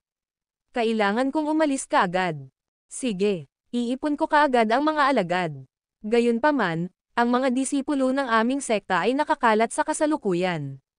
Aabutin ng ilang oras upang matipon ang 10,000 sa kanila. Dapat kang umalis muna sa Southern Plains. Mamaya na lang ako magkikita, Nobela. Sige, tumanggo si James. Hindi nagtagal si James sa Mount Thunder Sect at umalis kaagad pagkatapos. Si Delaney naman ay nagsimulang ipatawag ang mga alagad ng Mount Thunder Sect. Samantala, sa likod ng bundok ng Mount Thunder Sect, tumingin si Jackson kay Simon at masigasig na nagtanong, Grand Patriarch, maaari mo bang ipakita sa akin ang paraan ng paglilinang na ibinigay sa iyo ni James? Ang pamamaraan ng paglilinang na ibinigay ni James kay Simon ay nagpapahintulot sa isa na tumapak sa 9 na ranggo. Naabot na rin ni Jackson ang tuktok ng Skyward Stairway's 9th stair at isang hakbang na lang ang layo mula sa pagiging isang 9th-ranked Grandmaster. Hindi katakataka na naintriga rin siya sa paraan ng paglilinang. Ma'am, tumanggo si Simon. Gayunpaman, hindi niya idinetalye ang paraan ng paglilinang at sa halip ay nag-aalalang nagtanong. Naniniwala ka ba sa mga kwento ni James? Naging mataimtim ang ekspresyon ni Jackson. Siguradong maraming lunukan, pero naniniwala ako sa kanya. Ang Void Sect ay lumitaw ng wala saan, at ang kanilang mga disipulo ay makapangyarihan. Mayroong kahit 2 9th-ranked Grandmaster sa kanila. Ang pagkakaroon ng napakaraming elite na miyembro ay posible lamang kung sila ay mula sa Sealed Realm na binanggit ni James. Bukod dito, tumigil sandali si Jackson at nagpatuloy. Kanina pa, 2 mutated wild beast ang nagpakita. Sa huli, ang mga martial artist ay kailangang makisali para patayin ang mga hayop. Nakinig na mabuti si Simon at bahagyang tumanggo. Naniniwala din ako sa kanya. Sinabi niya na maraming mga espiritual na bunga ang sisibol sa mundong ito, ngunit ang isang Grandmaster na nasa 9 na ranggo lamang ang maaaring makilala at makilala ang mga espiritual na bungang ito. Hindi, marahil kahit na ang isang 9th-ranked Grandmaster ay hindi makikilala ang mga ito. Kailangang tumapak ang isa sa 9 na ranggo sa pamamagitan ng sariling pagsisikap upang makilala sila. Jackson, malapit nang magbago ang ating mundo. May 10 taon pa. Kaya, dapat tayong magsikap na makapasok sa 9 na ranggo, at maging mas malakas sa lalong madaling panahon. Tama ka, Grand Patriarch. Gagawin ko ang aking makakaya. Umalis si James sa Southern Plains. Balak niyang makipagkita kay Maxine. Marami na siyang tumulong sa kanya, ngunit wala siyang tagapayo. Si Maxine ang perpektong kandidato para sa trabaho. Gayunpaman, nag-alinlangan si James matapos isipin ang nangyari kanina. Umalis si Maxine sa Cadence at itinatag ang Floret Palace. Hindi maintindihan ni James kung bakit gagawin iyon ni Maxine. Nahirapan siyang makilala ang mga motibo nito. Dagdag pa nito, wala siyang ideya kung nasaan si Maxine. Matapos ang pag-iisip, binitawan na niya ang ideya at hindi na hinanap si Maxine. Nagmamadali siyang pumunta sa Southern Plains. Sa Dragonville na matatagpuan sa Southern Plains. Ang Southern Plains ay hangganan ni Seoul. Ang Dragonville ay isang bagong lungsod na nabuo ng mga teritoryong ibinigay ng mga bansang tinalo ni Seoul ilang taon na ang nakararaan. Ang lungsod ay sumasaklaw sa isang malawak na lugar ng lupa at mas malaki pa kaysa sa ilang mga bansa. Sa sandaling iyon, ang rehiyong militar ng Southern Plains. Maraming tao ang nagtipon sa conference room ng rehiyon ng militar, kabilang si Henry, ang Blythe King, ang Elite 8, at ang nagtatag ng Dark Castle, si Blake. Naroon din ang ilang general. Hinihintay nila ang pagdating ni James.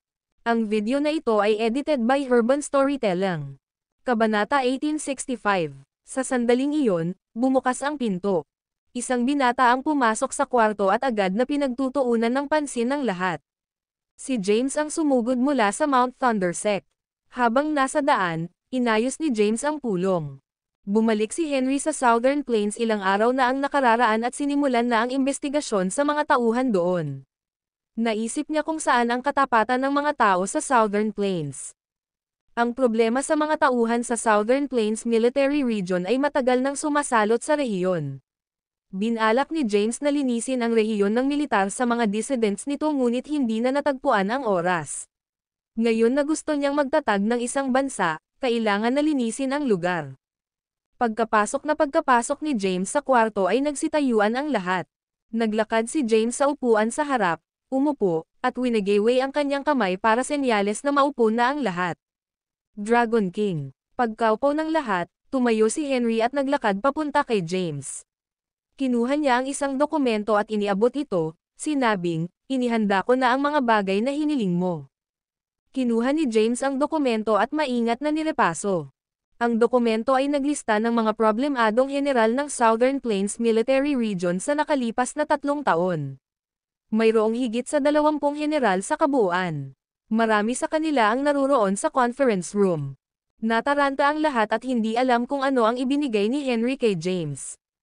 Maya-maya, dahan-daang ibinaba ni James ang dokumento sa kamay niya. Napatingin siya sa mga tao sa conference room. 12 ng tao ang nasa loob ng malaking conference room, ngunit tahimik ito. Ang bawat isa ay may parehong tanong sa isip bakit bumalik si James. Bagamat si James ay ang Dragon King at commander ng Black Dragon Army, hindi siya nagpakita sa Southern Plains nitong mga nakaraang taon, at hindi rin siya nag-aalala sa mga gawain ng rehiyong militar. May nangyari siguro para bigla siyang sumulpot at tipunin ang lahat para sa isang meeting. The reason I gathered everyone here is to make an announcement. Ang Dragonville ng Southern Plain ay magdedeklara ng kalayaan nito. Umalangaw-ngaw ang boses ni James. Nang marinig ito, nagulat ang lahat ng mga general. Kalayaan. Nobela. Nais ng Dragonville na maging isang malayang bansa. Ano ang sinusubukang gawin ni James? Nagplano ba siya ng pag-aalsa? The Dragon King. Isang general ang nagsalita sa nanginginig na ngipin, in independence. Anong sinusubukan mong gawin? Sinusubukan mo bang mag-alsa? Tanggi ko. Sumusunod ako sa prinsipyo na nananatili kaming bahagi ng Sol. Ang ilang mga tao ay nagpahayag ng kanilang hindi pag-aproba. Napangiti si James at sinabing, "I'd declare ko na ang independence in just a few days." Nakipagkasundo na ako sa luma at bagong kings. Pagkatapos maging malaya ang Dragonville, ito ay magiging isang bagong bansa. Sa susunod na 10 taon, tututukan ko ang pag-unlad ng bansang ito. Gayunpaman, bago ko magawa iyon, kailangan kong linisin ang militar. Sa ilang taon na ako ay wala, ang Southern Plains Military Region ay naging ganap na gulo. Angal ni James. Ang kanyang biglaang bulalas ay bumulaga sa marami sa mga taong naruroon. Ang mga nagkasala ay nagsimulang pawisan ng kaba. Colton Wadley. Biglang tumawag ng pangalan si James. Nanginginig ang isang general na nasa edad 50 anyos nang tumayo. Hindi siya makatayo at muntik na siyang mahulog sa upuan niya. Kinakabahan niyang sagot, "The Dragon King." Alisan siya ng kanyang ranggo sa militar. May magdadala sa kanya sa military court kung saan hihintayin niya ang kanyang interogasyon, utos ni James. Agad namang lumapit ang ilang kawal. Namutla ang mukha ni Colton. Ang iba ay nag-aalalang nakatingin sa pag-alis ni Colton. Lumakas na naman ang boses ni James. Sa nakalipas na ilang taon, ang mga nakagawa ng labag sa batas ay dapat nakilalanin ang iyong sarili. Makakatipid ako ng oras mula sa isa-isang tawagin ang iyong mga pangalan. Nagpalitan ng balisang tingin ang mga general sa conference room. Sa sandaling iyon, walang nang-ahas na humakbang pasulong. Levi Grant. Nagtawag ng ibang pangalan si James. Agad namang tumayo si Levi na nakaupo sa right side ni James. Umayos siya ng upo na may kalmadong ekspresyon at sumigaw, "Opo, sir." Malamig na sinabi ni James, "Ilang taon na ang nakalilipas, nagsilbi ka sa Emperor at inihayag ang aking kinaroroonan sa kanya. Nanlamig ang katawan ni Levi. Nagpatuloy si James. Mula ngayon, hindi ka na general ng Southern Plains. Nanghina ang mga paa ni Levi, at napasandal siya sa kanyang upuan. Nagpatuloy si James sa pagtawag ng mga pangalan, at ang mga tinawag ay pinaalis. Mabilis at determinadong nilinis niya ang Southern Plains at hindi binigyan ng pagkakataong huminga ang mga taksil. Wala pang isang araw, mahigit 10 general ng iba't ibang hanay ang tinanggal sa kanilang mga pwesto sa Southern Plains. Ang insidente ay naiulat pabalik sa bansa, at nagdulot ito ng kabuluhan. Ang video na ito ay edited by Urban Storytelling. Kabanata 1866, Breaking News. Ang Dragon King, James, ay muling nagpakita sa Southern Plains at inaresto ang higit sa 10 general, kabilang ang isang 1-star general. Ang balita tungkol sa nangyari sa Southern Plains ay mabilis na kumalat sa buong bansa at nagdulot ng kabuluhan. Mabilis na kumalat ang usapan tungkol dito sa buong bansa. Bago magkaroon ng pagkakataon ang publiko na pakalmayan ang kanilang sarili, lumabas si James sa isang social media platform sa unang pagkakataon at nagpost ng isang anunsyo. Idineklara ng Southern Plains ang kalayaan nito. Kasabay nito, ang mga mamamahayag mula sa buong bansa ay nagtipon sa isang 18 palapag na gusali sa tuktok na palapag sa gitna ng Dragonville sa Southern Plains. Malinaw na umalangaw-ngaw ang boses ni James. Ito ay isang live na broadcast. Napanood ito ng lahat mula sa bansa at maging sa buong mundo. Ang balitang inilabas ni James online ay kumalat na parang napakalaking apoy, at maraming tao ang nakikinig sa live na broadcast. Anong nangyari? Mapayapa na ang lahat ngayon, kaya bakit biglang nagdeklara ng kalayaan ang Dragonville? Bakit bigla itong naging sariling bansa? Di ba Dragon King si James Sol? Ang Dragonville ay bahagi ng Sol, hindi ba? Paano sila biglang magdedeklara ng kalayaan? Matapos mailabas ang balita, naging sentro ng talakayan si James. Ang lahat ng mga pangunahing website at forum ay nagsasalita tungkol sa balita. Sa isang partikular na online na forum, ang mga bagay ay tila hindi maganda. Ako ang unang takutol. James, bastard, ano ang sinusubukan mong gawin? Sa internet, maraming tao ang kinastigo si James at ang kanyang desisyon. Maraming tao ang humiling sa hari na sumulong at ipaliwanag ang sitwasyon. Iminungkahi din ng ilang tao na dapat magpadala ng mga tropa upang salakayin ang Dragonville at bawiin ito sa pamamagitan ng puwersa. Ang internet ay binahan ng kawalang kasiyahan tungkol kay James. Pinili ni James na huwag pansinin ang mga hindi nasisiyahang boses na ito dahil walang silbi na ipaliwanag ang anumang bagay sa kanila ngayon. Patutunayan ng panahon na ang kanyang mga aksyon ay ginawa ng nasa isip ang mga interes ng mga tao, at mauunawaan nila ang lahat ng kanyang ginawa ay para sa mga solin at sa buong sangkatauhan. Matapos ideklara ang Dragonville bilang isang bansa, nagsimulang magtrabaho si James. Nag-recruit siya ng ilang nangungunang arkitekto at eksperto sa militar mula sa Sol. Handa nang kumilos si James. Itatayo na sana niya ang Dragonville at gagawa ng sariling bansa. Dahan-dahan, ang pagsalungat kay James ay nagsimulang hamina. Sa isang kisap mata, isang buwan na ang lumipas mula nang ideklara ang Dragonville bilang isang bansa. Sa buwang ito, inihanda ni James ang lahat. Siya ay may sapat na pondo at may katuturang mga eksperto sa board. Tinitigan ni James ang isang blueprint sa loob ng isang pansamantalang palasyo sa Dragonville. Ginamit ng disenyo ang Dragonville bilang sentro ng bansa, at isang palasyo ang itatayo sa puso nito. Ang mga gusali ay itatayo sa labas ng palasyo. Isang underground city din ang itatayo dahil walang sinasabi kung ano ang mangyayari sa panahon ng apocalypse at kailangang gumawa ng mga hakbang upang matiyak na makakayanan ng mga tao ang pinakamasamang mangyayari. James, may nangyari. Nang makitang nagmamadaling pumasok si Henry, ibinaba ni James ang blueprint. Tumingin siya kay Henry at nagtanong, anong meron? Anong nangyari? Mataimtim na sinabi ni Henry, may nangyari sa Mount Bane.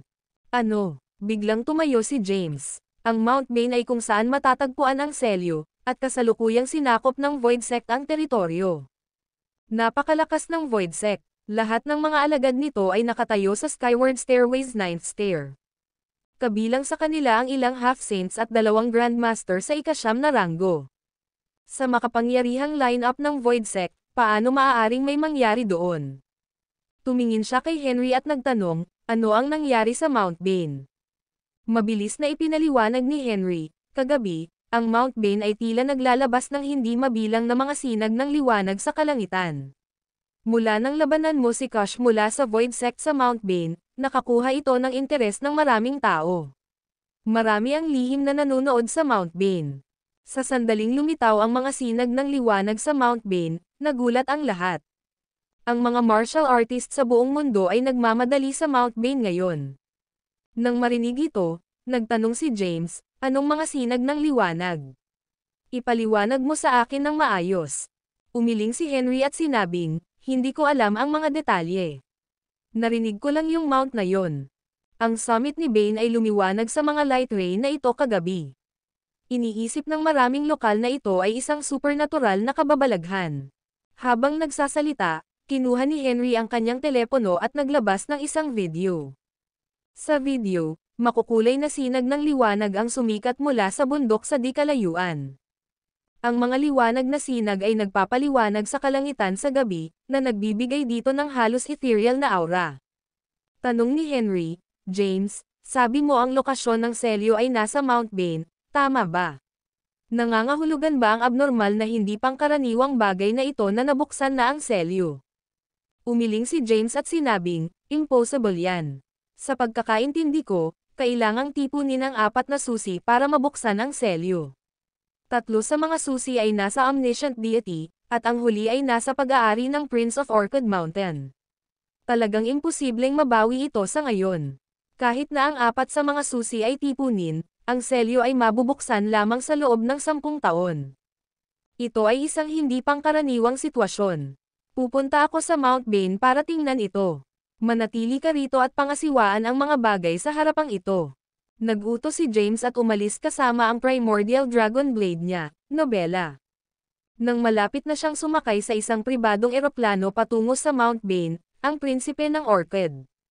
Lumitaw ang bundok. Nang makita si Langston, magalang siyang hinarap ni James, Lolo. Marahang iwinagayway ni Langston ang kanyang kamay. Alam ni James na dumating si Langston upang talakayin ang insidente sa Mount Bane. Sa paningin ni Langston, naiisip lamang ni James ang kanyang ina. Bagamat siya ay nasa Dragonville, hindi siya nagtungo sa Mount Thunder Pass upang makita ang kanyang ina. Mabuti ba ang aking ina? Tanong ni James. Sagot ni Langston, oo, naging maayos na siya. Binibigyan namin siya ng gamot na inireseta mo. Medyo stable na ang mood niya nitong huli, at napatunayang matino siya sa ilang pagkakataon. Kapag siya ay nasa katinoan, siya ay nagsasanay ng ataraxia na lubos na nagpabuti sa kanyang kalagayan. Nang marinig ito ni James ay nakahinga ng maluwag. Narito ka ba dahil sa insidente sa Mount Bane? Tumanggaw si Langston. Tanong ni James, ano ba talaga ang nangyari doon?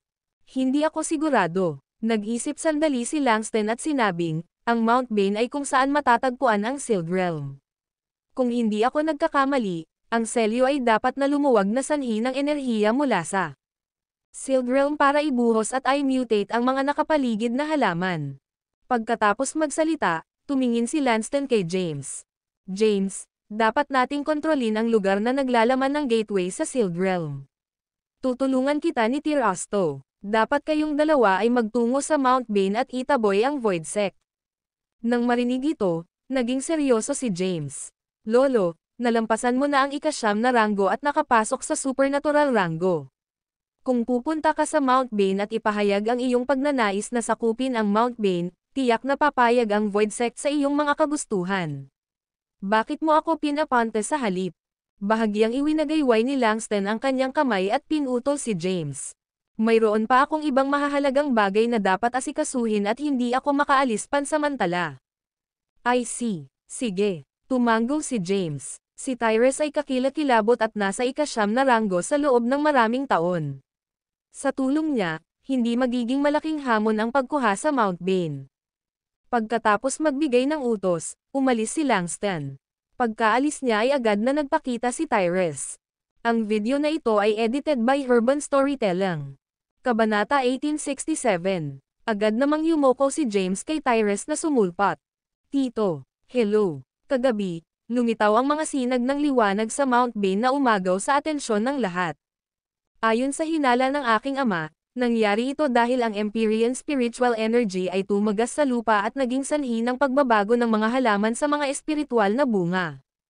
Ang layunin namin sa pagkakataong ito ay magtungo sa Mount Bane at itaboy ang Void Sect.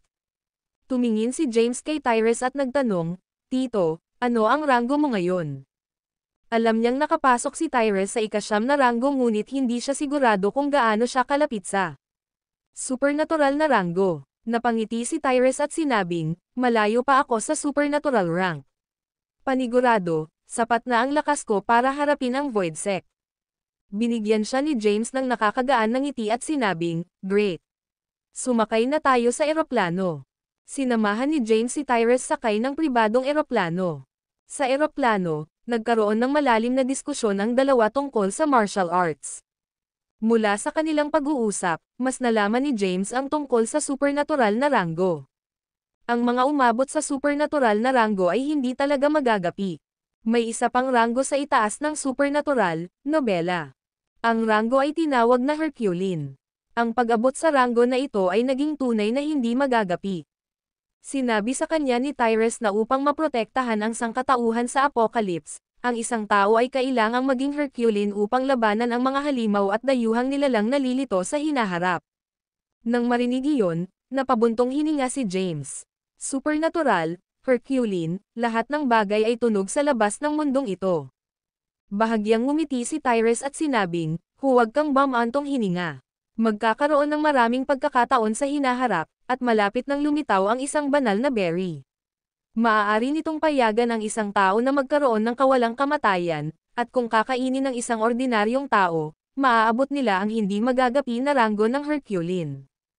Ganoon kalakas. Natigilan si James. "Oo," sabi ni Tyrus, "gayon din sa ibang nilalang. Ang sinumang makakuha ng berry ay makakakuha ng lakas na katumbas ng nasa Herculean rank." Wow! Huminga ng malalim si James. Iyon ay lubhang nakababahala. Gaano kalakas ang ranggo ng Herculean? Hindi maisip ni James. Ang tanging bagay na tiyak sa kanya ay ang sinumang umabot sa ranggo na iyon ay magkakaroon ng napakalaking lakas. Kung ang isang supernatural ay nagtataglay na ng napakalaking kapangyarihan, kung gayon ang konsepto lamang ng isang tao sa ranggo ng Herculean lamang ay masyadong nakakatakot isipin. Sa mga taong kilala ni James, isa lang ang tiyak niyang nakapasok sa supernatural na ranggo Langston. Tulad ng para sa omniscient deity, naniniwala si James na may higit pa sa kanya kaysa sa tila at tiyak na siya ay talagang lampas sa ika-9 na ranggo. Nga pala, iniba ni Tyrus ang paksa at nagtanong, "Anong yugto ka sa ika-9 na ranggo?" "Ha?" Natigilan si James. Kakatungtong pa lang niya sa ika-9 na ranggo at hindi niya namalayan na may iba't ibang yugto. Paano tinutukoy ang mga yugto ng ika-9 na ranggo? Nagsimulang magpaliwanag si Tyrus. Ang katawan ng tao ay may 3 tanikala na nasa dugo, laman, at buto. Ang ika-9 na ranggo ay nahahati din sa 3 yugto. Papasok ka sa susunod na yugto sa tuwing makakawala ka sa kadena. Sabi ni James, "Hindi ko pa nararamdaman ang pagkakaroon ng mga tanikala sa aking katawan." Nalaman kaagad ni Tyrus na si James ay tumuntong lamang sa ika-9 na ranggo at hindi pa umabot sa unang yugto. "Ano ang tungkol sa iyo, Uncle?" tanong ni James. Bahagyang ngumiti si Tyrus at sinabing, "Mapalad ako kamakailan at nakakuha ng ilang espiritual na bunga. Nakawala na ako sa 2 tanikala. Kung papalorin ako sa biyahe natin sa Mount Bane, baka tumapak na lang ako sa supernatural rank." Huminga ng malalim si James. Makapangyarihan si Tyrus. Ang mga Lafleur ay pambihira. Ang isa ay isang supernatural, at ang isa ay nasa ika-2 yugto ng ika-9 na ranggo. Ang kanilang lakas ay sapat na upang mamuno sa buong mundo ng militar. Mabilis na pumailan lang ang eroplano sa kalangitan. Nag-usap sina James at Tyrus tungkol sa ilang bagay tungkol sa sinaunang martial world at tungkol sa ilang mga pangyayari na nangyari mahigit 2,000 taon na ang nakalilipas. Ang video na ito ay edited by Urban Storytelling.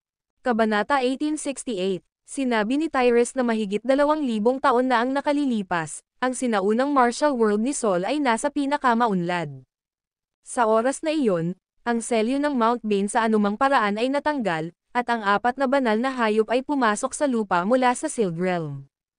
Natuklasan ni Tyrese ang mga sikretong naiwan sa mausoleum ni King Quavon. Nalaman din ni James na pinangunahan ni King Quavon ang ilang tao na lumikha ng isang pambungad sa selyo upang makapasok sa Sealed Realm. Lumipas ang kalahating araw. Sa kalaunan, ang eroplano ay nakarating sa Mount Bane. Sabay na bumaba ng eroplano sina James at Tyrese.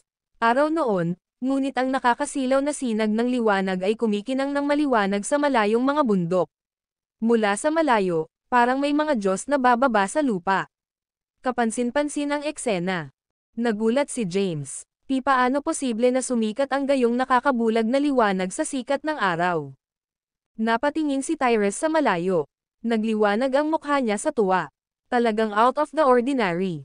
Ano man ang lumitaw sa Mount Bane ay dapat na pambihira. Kahit sa malayo, nararamdaman ko ang matinding Empyrean spiritual energy. Kung makukuha ko ang aking mga kamay, tiyak na maaabot ko ang supernatural na ranggo o marahil ay malalampasan pa ito. Gulat na tanong ni James, "Are you exaggerating?" Seryosong sagot ni Tyrese, "It's absolutely no exaggeration. Hindi na tayo dapat magsayang ng isa pang sandali. Dumiretso na tayo." Sige. Pagkatapos ay inutusan ni James ang taong nagmamaneho ng helicopter na bumalik sa kalapit na rehiyon ng militar upang maghintay. Pagkatapos, umakyat siya sa bundok Bane kasama ng Tyrese. Pagkaraan ng ilang sandali ay huminto si James sa kanyang paglalakad at tumingin kay Tyrese. Tanong niya, "Tito, may nararamdaman ka bang kakaiba?" Dahan-daang tumango si Tyrese at maingat na sinabi, "Oo. May isang bagay na hindi karaniwan. Ang kapaligiran ng Mount Bane ay tila nagbago, at ang lugar ay parang mas malaki." Ganon din ang iniisip ni James. Bagamat minsan lang siya nakapunta sa Mount Bane noon, malabo pa rin ang alaala niya sa topography ng bundok. Ang lupain ng bundok sa paligid niya ay tila bahagyang naiiba mula sa huling pagkakataon. Tumingin si James sa unahan. Sa unahan niya ay maraming hindi kilalang bundok. Mula sa malayo, ang kanilang mga taluktok ay nababalot ng ambon.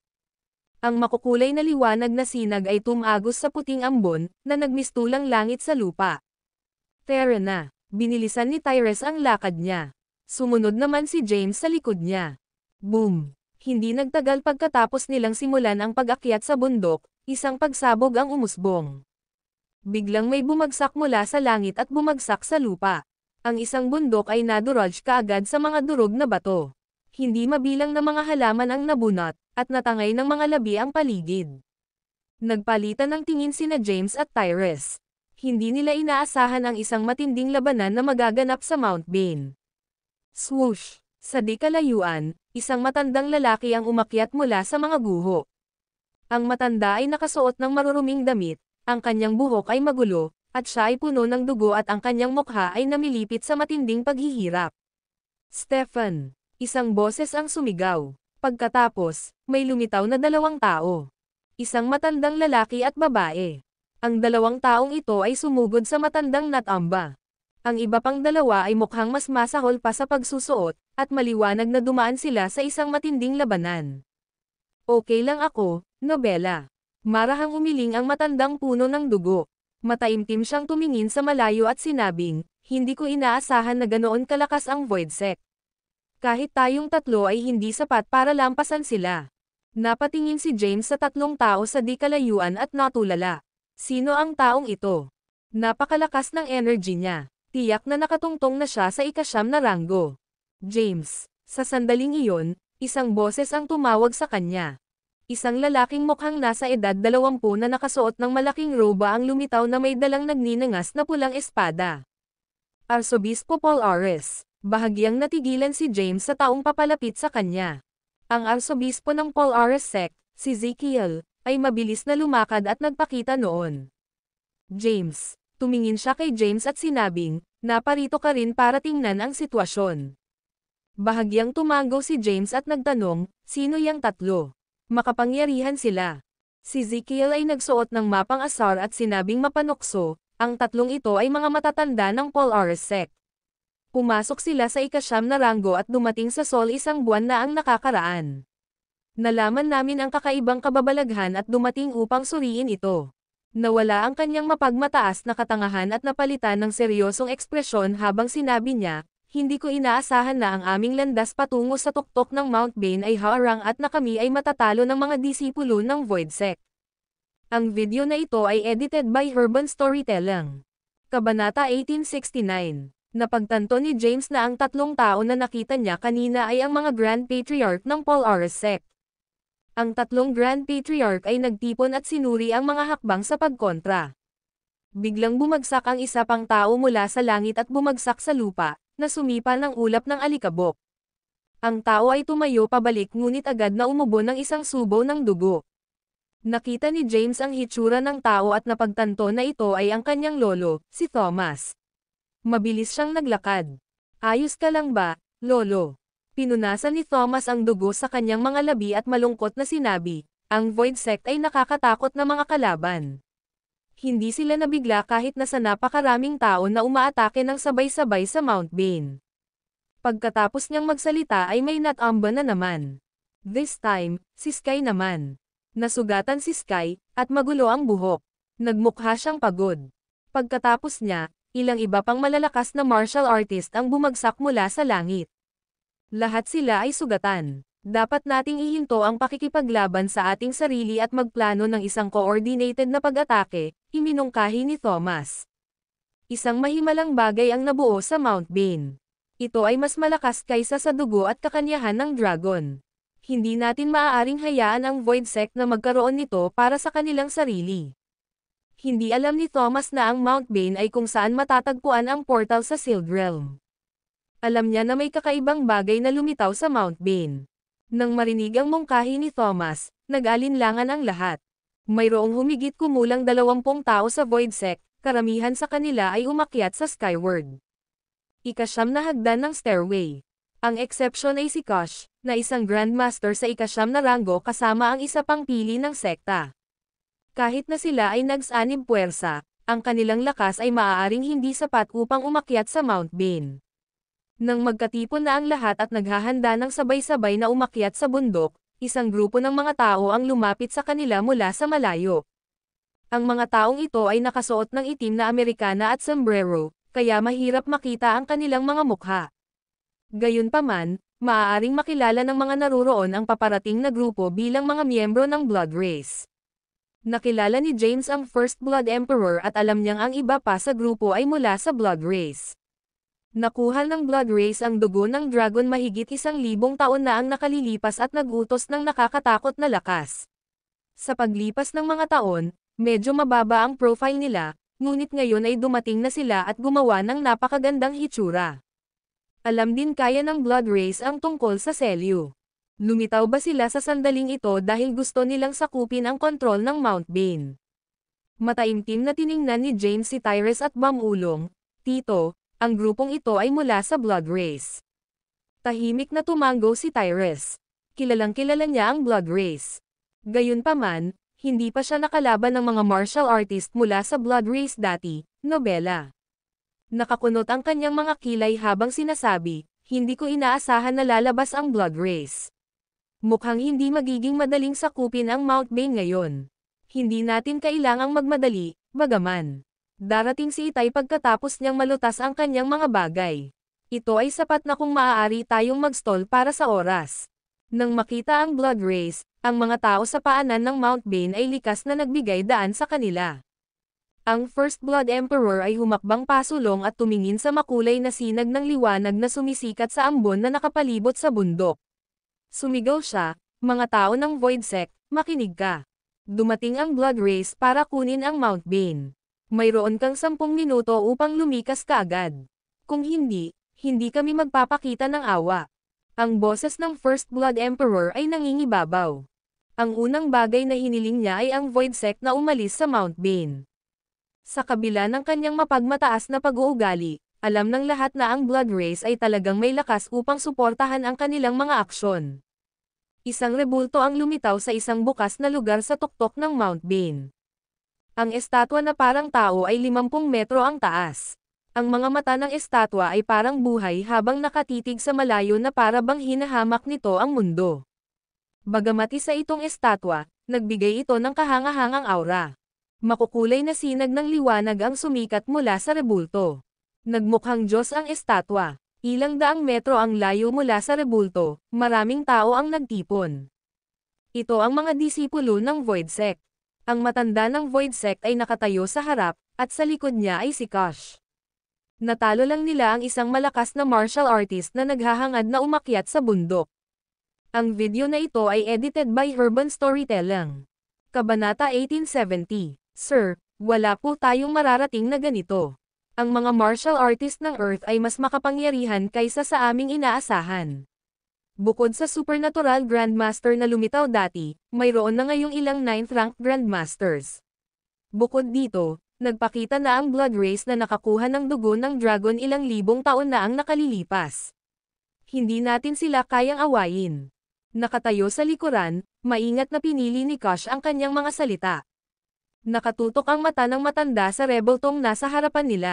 Lumitaw ang estatwa kagabi. Kagabi, ang hitsura nito ay nagdulot ng pagyanig mula sa Mount Bane.